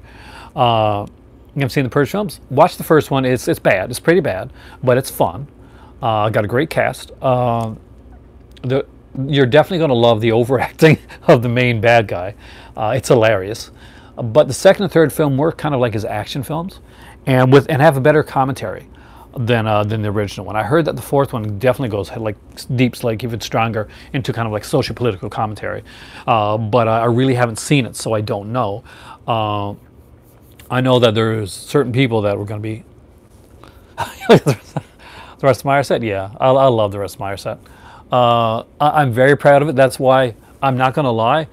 When I reset up my movie library here, that in the background right there was a purposeful decision. Yeah, unfortunately, it is expensive. That's the thing. Just keep an eye out for it. I lucked out on that one, John. I was literally this Entertainment Wizard just bought a region-free player. So for me, when Russ Meyer set actually was one of those, like, I'd just gone region-free. I'd bought a few Arrow films, and the Russ Meyer set was on for really cheap.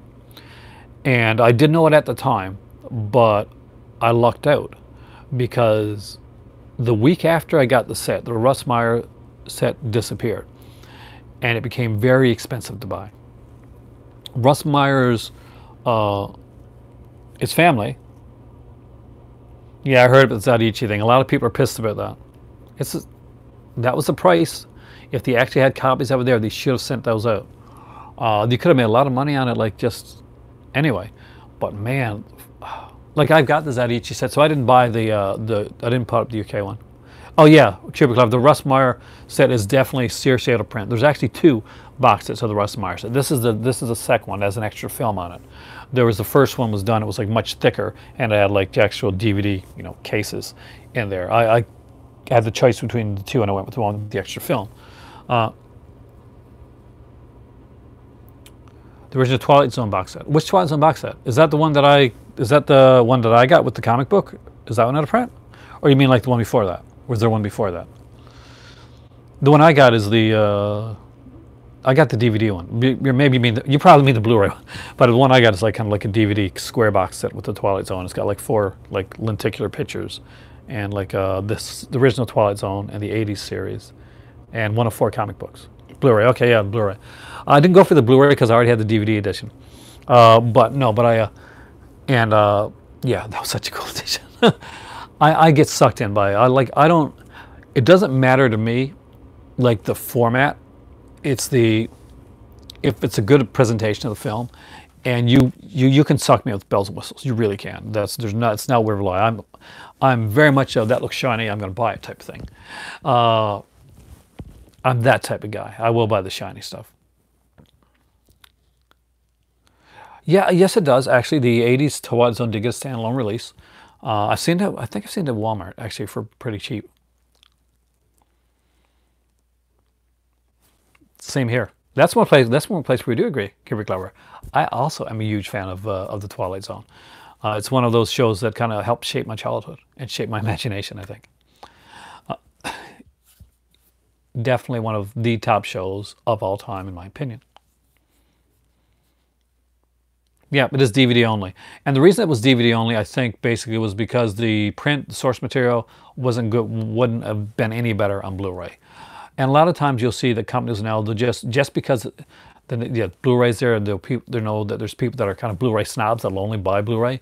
They'll put something on Blu-ray even though the source material isn't good enough to be on Blu-ray. I like the 4th season too, but I agree with you. And I think that also Rod Serling would definitely agree with you. Yep, right there. Right above the Russ Meyer's, that's the Cerebox edition of the Herschel Gordon Lewis set. There's a bigger edition that came out with like a record and a book and all that stuff. That was super expensive. I don't have that one. I have something coming that I'm really excited about late this month, early next month, that I'm going to be unboxing. And I'm super stoked about it. And I haven't mentioned it on here for a reason, because I want to unbox it on here live and let you guys see it. It's something I didn't know I was going to have. And my better half surprised me with it. But it's not here yet. So when it comes, it's going to be fun to unbox. It's really going to be fun to unbox. Just had to put that out there. But you guys have gotten quiet. Does that mean this is winding down tonight? I can't tell you. Not yet. I usually say things ahead of time, but this one I don't want to. Because it's something that I do. It was a time. No, it's not a. Well, everything's an import to me. I'm Canadian. So it could be an import from the US, could be an import from the UK. And it's not the Bergman set. I will tell you it's not the Bergman set. But it's the thing where basically, hey kitty, hey my baby. Oh,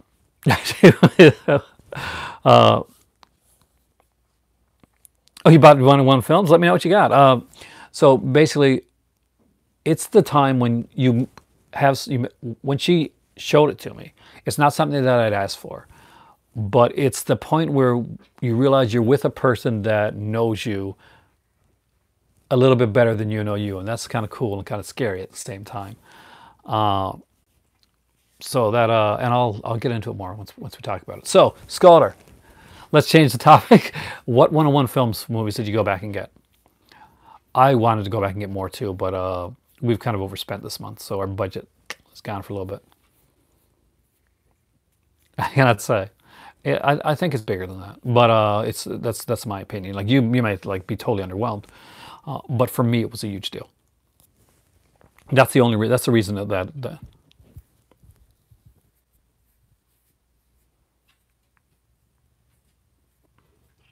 I haven't seen The Wife yet, so I wouldn't know.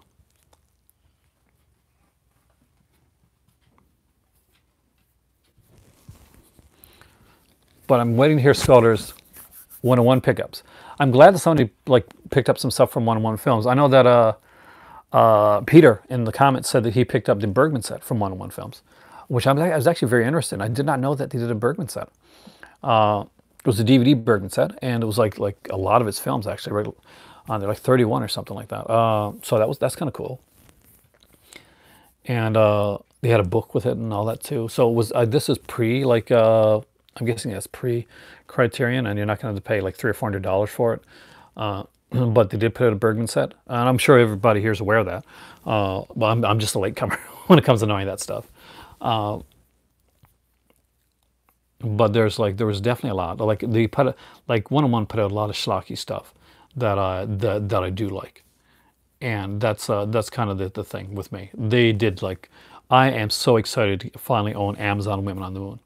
You have no idea. I gotta watch that video. It is huge. I mean, the Sasha is coming here, and the set is like comparable to the cereal box set. I was really surprised about that. I'm actually glad. I'm kind of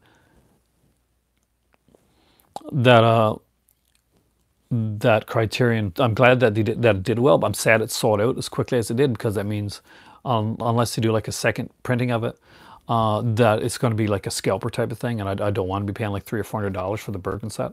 I do like Bergman. Silent Partner, I think it's, no, I don't think so. I think it's a Blu-ray. I got to look into it more. They just announced it. Zorro, Stone Cold. Oh, yes, Elaine Delon. Stone Cold, right on. Mean Guns, great one. Falcon and Snowman, Blindfold, Amazon Women on the Moon. Fun Thing Happened on the Way to the Forum. That's one that Hin won, actually. Was a Fun Thing Happened on the Way to the Forum. The Bergman set is cool. And I want the... no, we don't have fries here in Canada, unfortunately. I wish we did.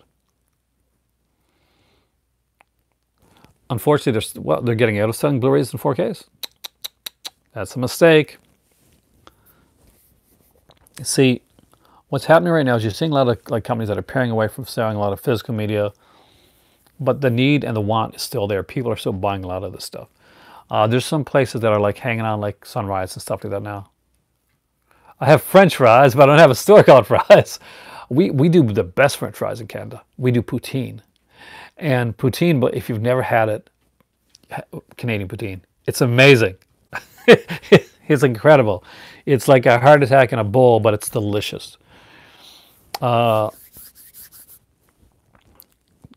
fries and gravy and cheese curds. And here in Canada, we got like a place called Smokies that does like all different types of poutine, like pulled pork poutine and like just all these different types of really cool stuff. What seems like waste to resort? Oh, you mean for the physical media? The ones that hang in right now, I think they're going to be like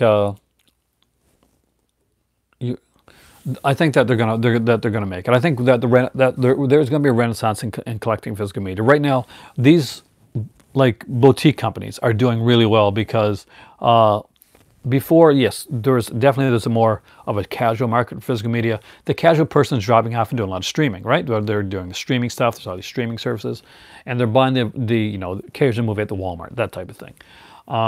Collectors, people that are in this video like room right here, we're collectors. We buy the Screen Factories, we buy the MVD rewinds, we buy the Criterions, stuff like that. Oh, really? That's awesome. Did they make good poutine? You're confused about movies and shows digitally. Okay. Yeah, I was confused by your comment there because I know you like physical media. Yeah, the only ones I've actually bought a couple like digitally that because they never came out on Blu-ray or DVD, because I wanted to see them. Like they were really cheap on iTunes. But that being said, those damn things get replaced with physical media ASAP. Oh, Kubrick lover, I'm not an incredible cook. Like my better half, she's definitely a damn good cook. Me, your first Kino? Wow. I actually just, I've got an app on my iPad called Sort It. It's kind of a movie app. And you just like, you scan in like your movies. I just finished scanning in my my Kino releases before this video started actually. You watched did you like, I haven't gotten through Bandersnatch yet because I was 6 o'clock in the morning when I started watching it. And I was really tired. But I like it, but you got to be awake so you can do like the decisions. I had to go back once where I made the wrong decision early on in the film.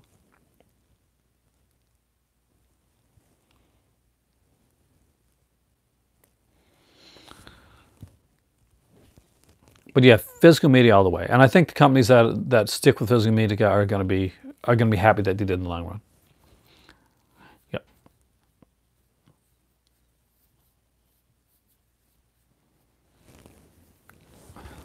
What I saw of Bandersnatch has been really good. It's got a neat gimmick, and I would like to see them do this more. And it actually works with the it actually is a very important part of the film, and as it's not. As it goes through, I don't want to give anything away, but as it goes through, what seems like to be a gimmick at first is very important, integral part to the plot line of Bandersnatch, which is you make the decisions. I'm hoping HMV doesn't go, man. Mersville, I'd be so peeved if it goes under, because if they go under, they bought FOB, man. They bought FOB. So if they go, then perfect, Dicktown. That's actually really true.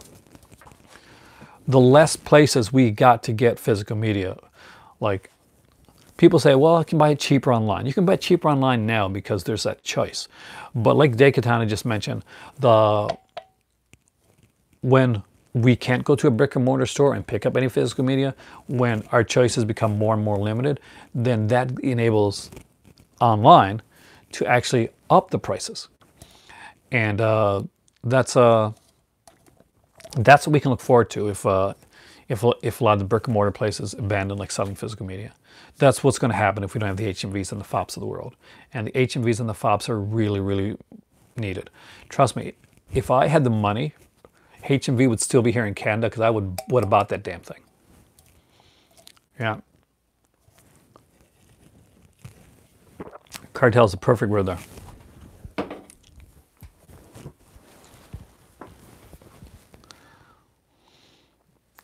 But I guess with all that being said, for the people that came in late, I listed underrated Screen Factories.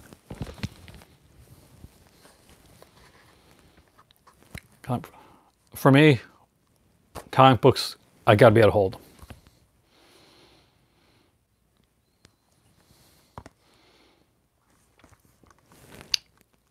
From Whisper to a Scream, Crush, Hellhole, Larry Cohen's Cue the Winged Serpent, Bad Moon, Eric Red, Kinski's Crawl Space, New Year's Eval, Deadly Eyes, Disturbed Behavior, Phantom of the Opera, and 110%, this is Urban Legend Final Cut. If you're a film fan, if you ever went to film school, or you're just a fan of film or Hitchcock in general, definitely check it out.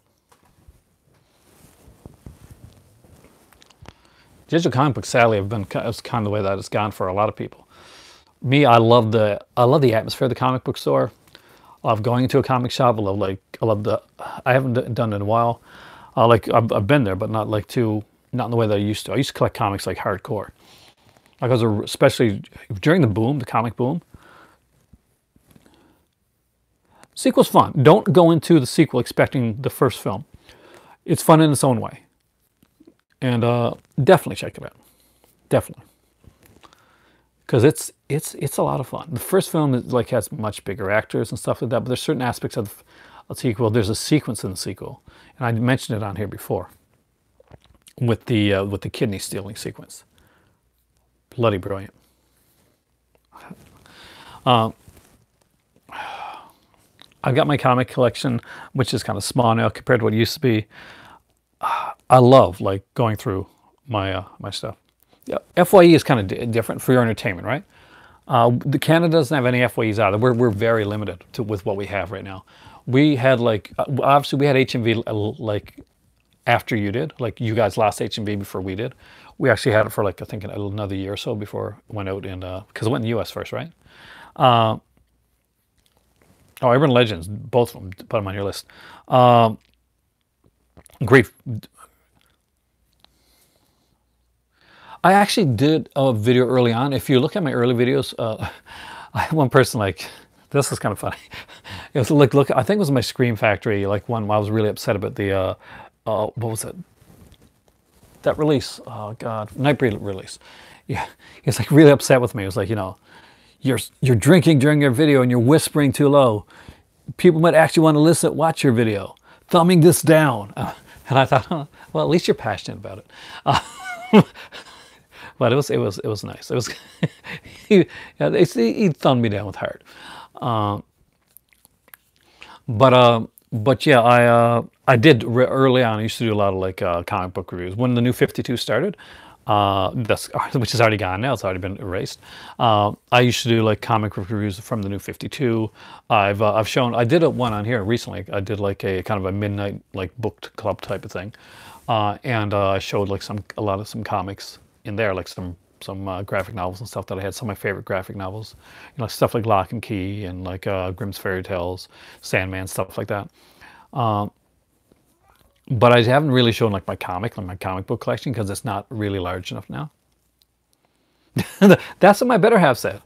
She said, you had to come in, the thumbs us down, do the thumbs down. We got your view. That type of thing.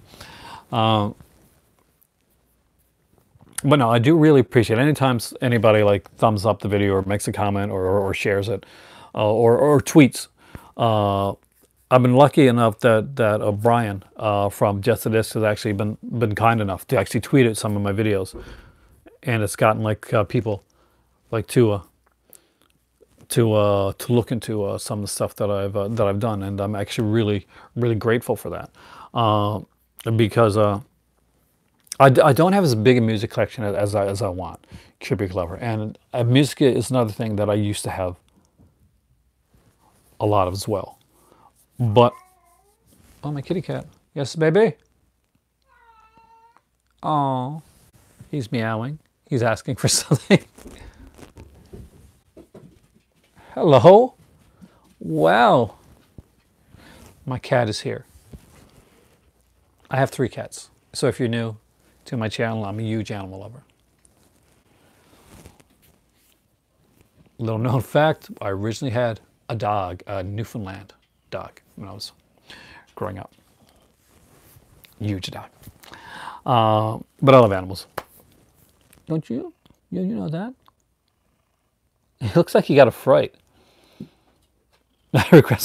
See, we've got this like large, kind of like glass sliding door in our back, right in the back area. It's like fenced off and all that. But there was like I think we had like a raccoon or something come, like that comes around in that area, and I know because I can always tell because they go meowing by the glass part because they're looking at something, whether it's another cat or a raccoon, which we had.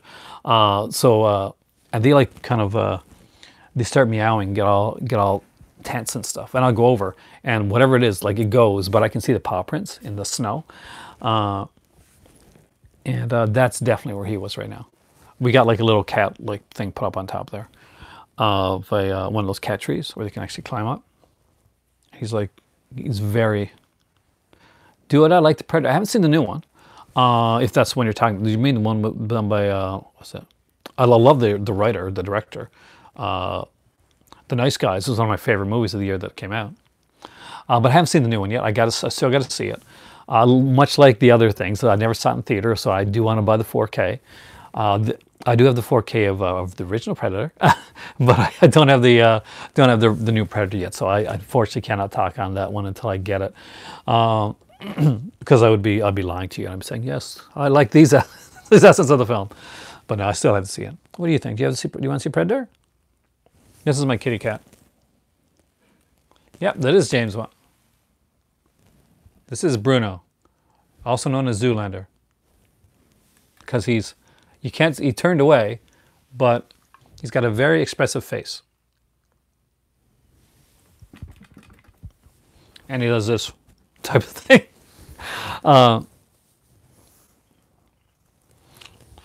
Was really flat. Bruno is 14 years old, so he's an older cat. A little bit of gray around temples. Nice. Your cat was kind of badass. These cats are very domesticated. They're not outdoor cats.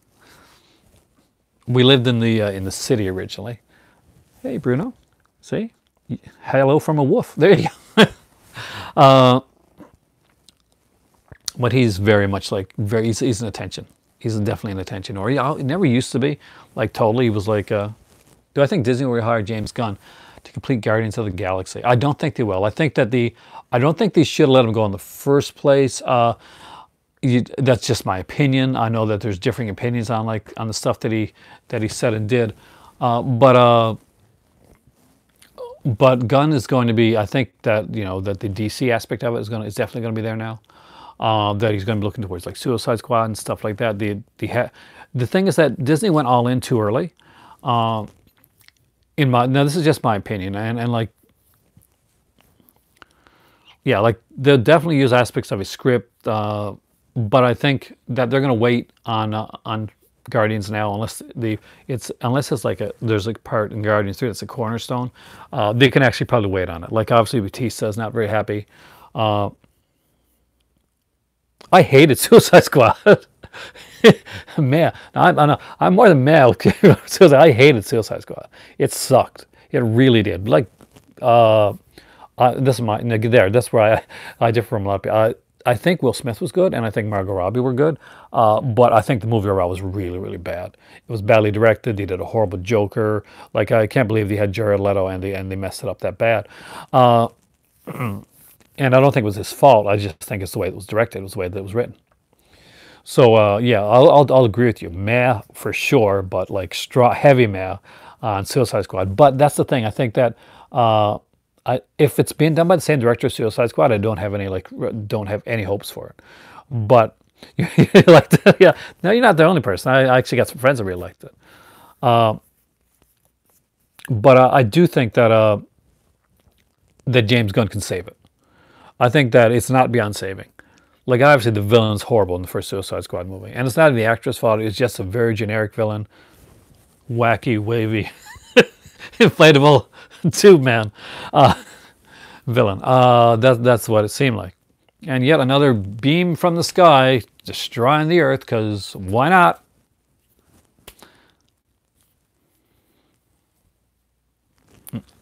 Joker was horribly done. The concept of him is the gangster Joker with the really embarrassing emo tattoos.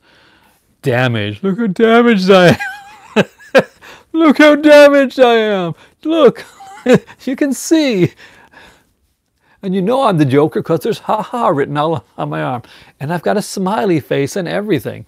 Isn't that edgy? Look how edgy I am. You're not edgy, man. You're not edgy. You're emo. The Joker is not emo. But that's just one guy's opinion.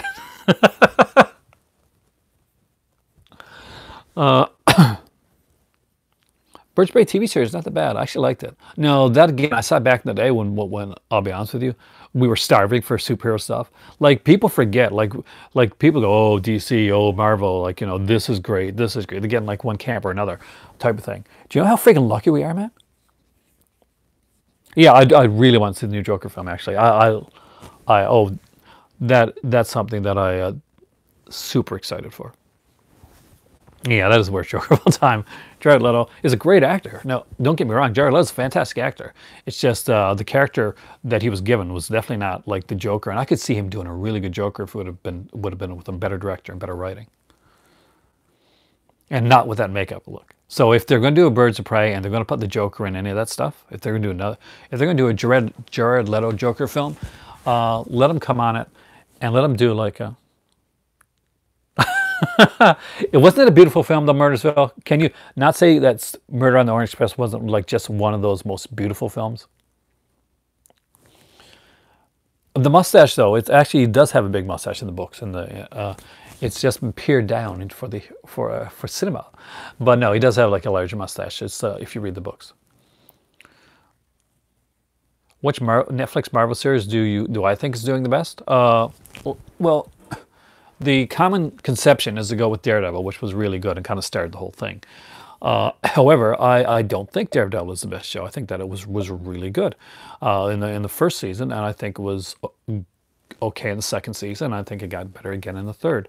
The Punisher was extremely well done, but for me, and I think it's what resonates with you. So my best is definitely not the best. I'll put it that way. But I liked Luke Cage. Luke Cage, like the first season of Jessica Jones, really resonated with me, but Luke Cage resonated with me the most. I could feel a lot for the Luke Cage aspect of it. Although you see these films around me now, I was not like the growing up in the privileged household type of thing. Yeah, I could definitely. Luke Cage resonated with me on a personal level, and I thought it was really well done. I love the music in Luke Cage as well. I thought it was fantastic. The first season of Jessica Jones was incredible. Oh no, see, I liked Iron Fist. That being said, I know I'm the weirdo in the crowd when it comes to Iron Fist, but I like Iron Fist for one reason, and it wasn't Iron Fist. I like the first season of Iron Fist has the fantastic family story arc going on, and my cat's like just all cleaning himself, isn't he? Behind it, and I like that aspect of it. I like the family, and I really did have fun with the second season of Iron Fist. I thought that a lot of the mistakes that were made with the original Iron Fist were fixed in the second season. Yeah, I can see why a lot of people wouldn't like Iron Fist.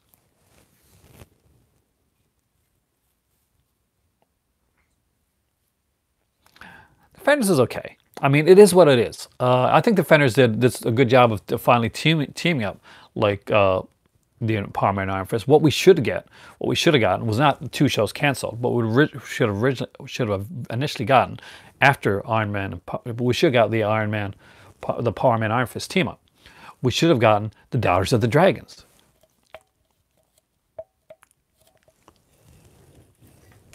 You mean in the TV show or the movie? Because it took me a long time to get through the second season of Daredevil. I actually like the Punisher aspect of Daredevil the best, like for that.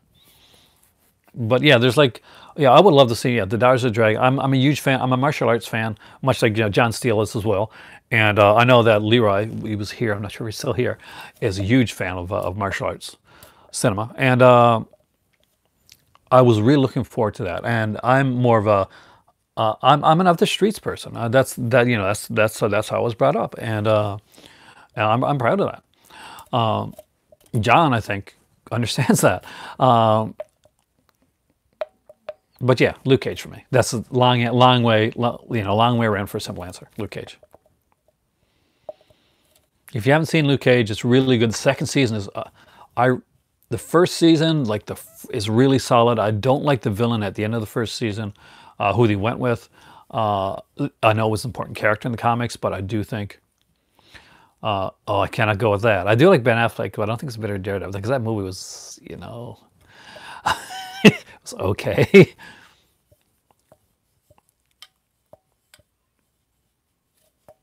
I didn't know there was a Twilight sale, but they're more expensive for me to get. See, the when it comes, like, you're probably in the U.S., so Twilight Time is like it's cheaper for you.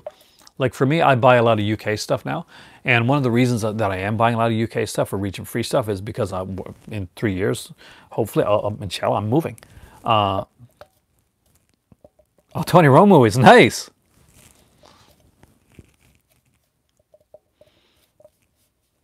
But yeah, so I want to have like more region free UK stuff in my collection, and I want more cheesy stuff.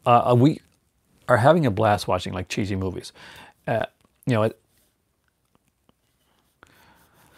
for me it is. It's definitely a different lifestyle for me.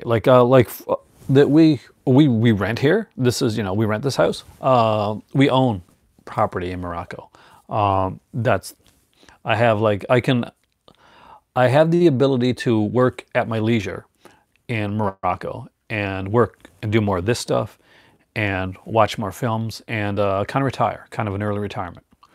So that's very appealing to me right now, as you know, as I get older, I'm in my late 40s, and the ability to sit back and write and kind of work, kind of more when I want to than like knocking myself like out like I do here. It's definitely something that I'm looking forward to, and I'm hoping that I'm doing well and I'm still doing this, and I'm taking you guys on my journey with me. So whether HMV is there or not, a professional critic gets paid. And I don't consider myself I'm not a movie reviewer per se. I've never really considered myself a movie reviewer. I do like more, I used to do a thing called like, I'm not sure if you guys have been around for this, but I used to do something called, my job. No, this is my side job. this is my fun. This is my relaxation time. My job itself is like, I work at pretty much like in order entry. So I take orders. I did business, and in the area that I lived at before, I used to have like a much higher paying job than I do right now. I live in a smaller area now because my better half got lucked into a really good job, and it was either stay where we were at and kind of like stay in the jobs right now, which we're paying at the time, we're paying pretty well, or like giving her the chance to advance into a really good position. But I'd have to like kind of take a bit of a lesser job at the time. So it pays the bills. It's nothing exciting. I do like to do, and I do want to do more. If you watched our 2-part review for, which I don't really want to call a review, although it's called a review. It buys movies, right? We did a film analysis for Sweet Sweetback, and that is more what I'm into. I prefer to do because I'm a geek. I love movies, like every aspect of film. And I wear my movie geekdom like with a very big shiny badge. I'm not gonna lie. I prefer to do movie analysis over movie review. Oh, my cat is so going to get. I'm gonna give him some privacy. You know, yeah. And who do you think's gonna have to clean up these hairballs later on? Yeah, this sucker right here. That's just gonna have to do it. But no, I prefer movie analysis. Like I watch like a lot of reviews and like fun stuff. I like movie reactions. Uh, I used to watch a bit of Stuckman, which I don't watch anymore. I just, for me, I like the more fun stuff. I like the Brandon Tennants, the Cinemassacus of YouTube. That's who I turn to watch a lot of this stuff. And I watch some of my friends stuff like that. I like 13 Wolfman. He's like it's short, it's concise. I like that. I'm not concise. I ramble on.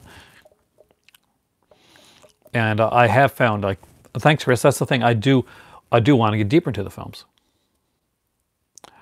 I think yeah, I did. I watched a lot of the creature feature type stuff, and those show. We had like a different one here in Canada too. There's one I used to watch.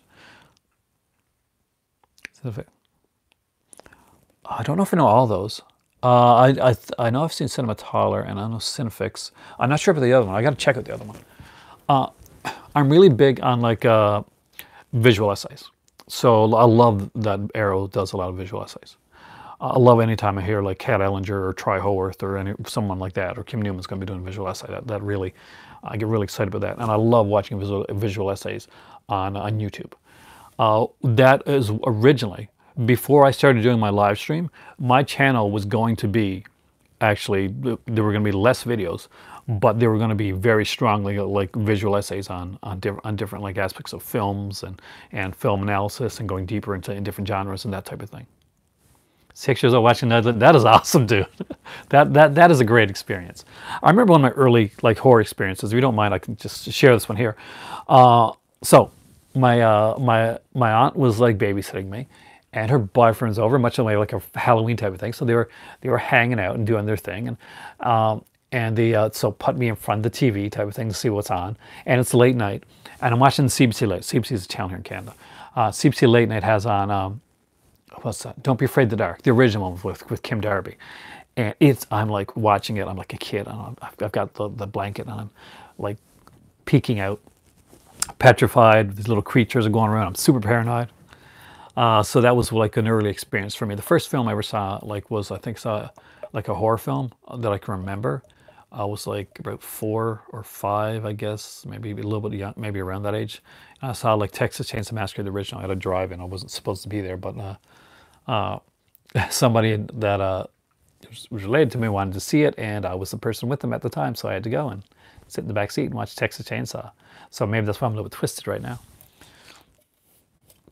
I grew up in a time when VHS was really popular, so you could, and horror was a huge thing. It was like probably the most rented thing. Our next action movies were horror films. So horror from all over the world became like a huge part of my life. Like you could, it was right at your hands. You could just go to any video rental store and rent that type of stuff. And there's the creature features that came around at that point. And of course there was all the different horror magazines that came around when I hit college. From like Fango had gone on and did like the other magazines that they'd done, like Horror Fan came around. It was a great time to be a horror fan. It was the time I was growing up. And I do feel bad for the people that just got the streaming now that are going to miss out on on the rental days when you could really find some stuff, some really great stuff. And you could go into a store and you can meet up and you can be looking in the rental section and picking up this like crazy like horror film, or you see someone pick up a movie that's a favorite of yours, and like start a conversation and talk to them about it. And you met people that way. Nowadays, this is a great way to meet like-minded people, like-minded like movie fans is right here. And this is kind of what I want to do. This movie club here, for me, and I hope for you guys, is kind of like hanging out at your local mom and pop video store where you're all going in and you all like different films, and you can talk to each other about those films and give recommendations and ideas and thoughts. So I hope that this social experiment is working out in the way that I want it to, because this does mean a lot to me. Don't ever say that about yourself. I can do. Oh, Semnipa. Oh, Japanese movies. Nikatsu. I definitely will check that out. Thanks a lot. I always love recommendations. A good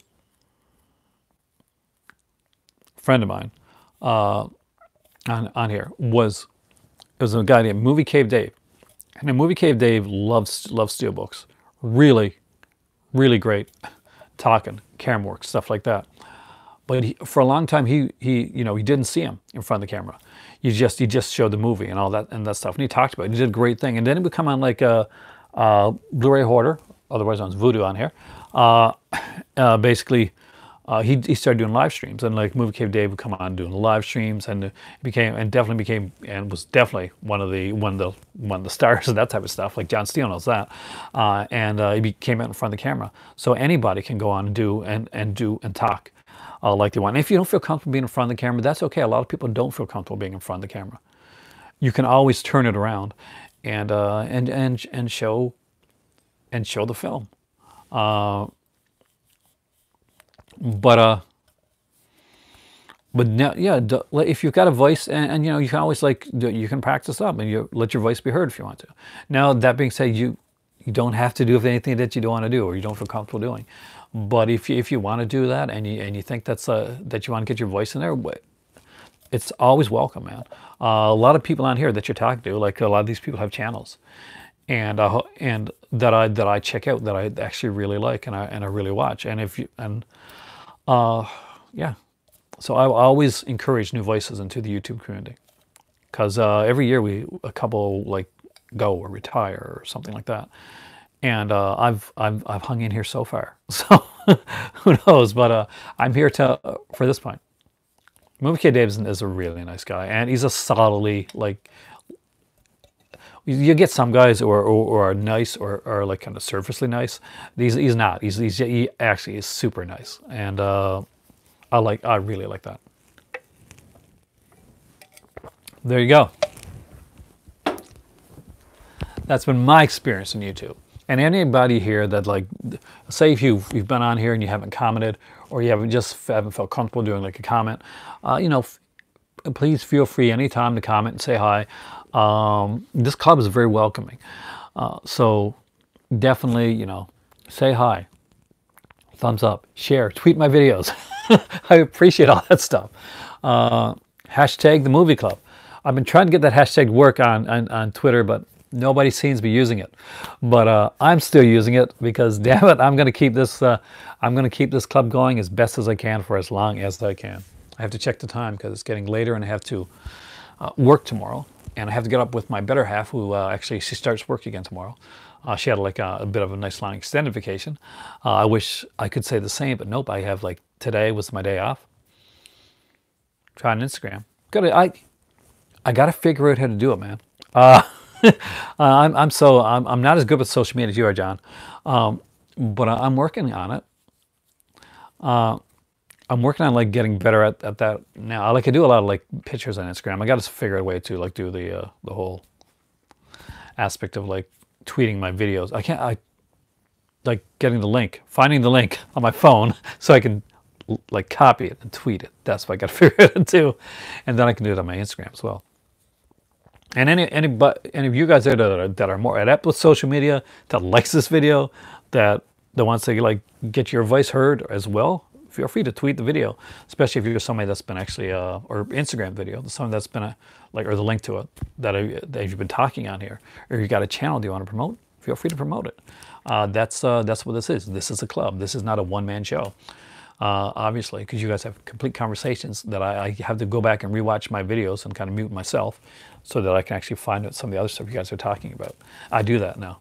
I never used to rewatch any of my stuff before, but now I'll like mute myself and I'll just read the comment section as on the side once it's all done up. So there we go, guys. 123 minutes. I made a video that's longer than the movie that I just watched, Urban Legends Final Cut.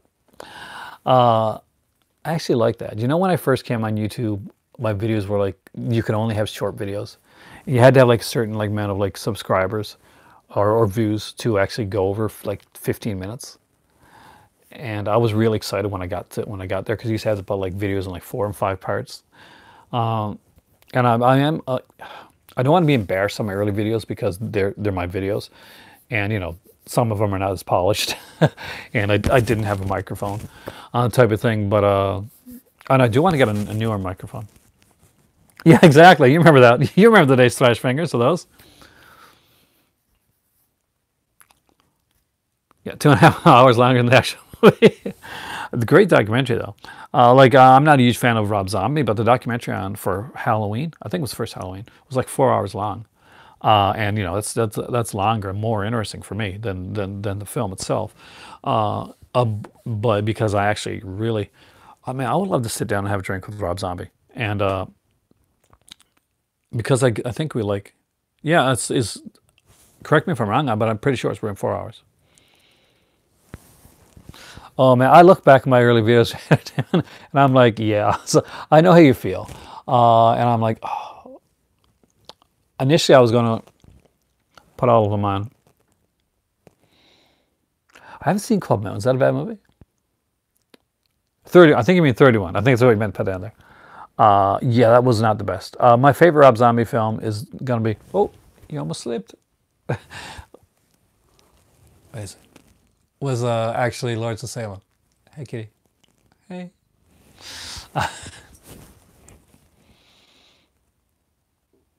But his worst. Oh, H2. Yes, H2 was his worst film. I have to agree there. But like the thing, everybody has a different thing. Just much like the Nolan film. Like everybody had a different like favorite and worst Nolan film. We're all gonna have like. You are gonna be. No wonder your fur is so soft. He's constantly grooming. And I am losing my voice. So thank you guys so much for watching tonight. I am going to have some tea before I go to bed tonight, so it is time for tea. Or maybe hot chocolate, because it is late. Maybe I should have hot chocolate. Maybe it's going to be time for hot chocolate. He is 14. And like his brothers, he has two brothers here. Happy New Year to you, Chris. So, Kubrick lover. Always enjoy the conversations, even when we don't agree. Actually, that makes the conversation even better. De Katana, you're number one here coming in today. John, fantastic, man. Have a great night there. I am Aaron. Happy New Year to all you guys out there. And I hope you guys are having a fantastic start to 2019. Doug's World, you're right. It is tea time, culture training, entertainment world. I am Aaron. You are the movie club. You guys, as always, make this fantastic. And I'm just like the guy in the middle of the circus. You guys are awesome. Thanks for watching and have a great evening. And Happy New Year to all. And Happy New Year from Bruno, who's finally looked away from the camera after like being up with me for a while. Have a great evening, guys.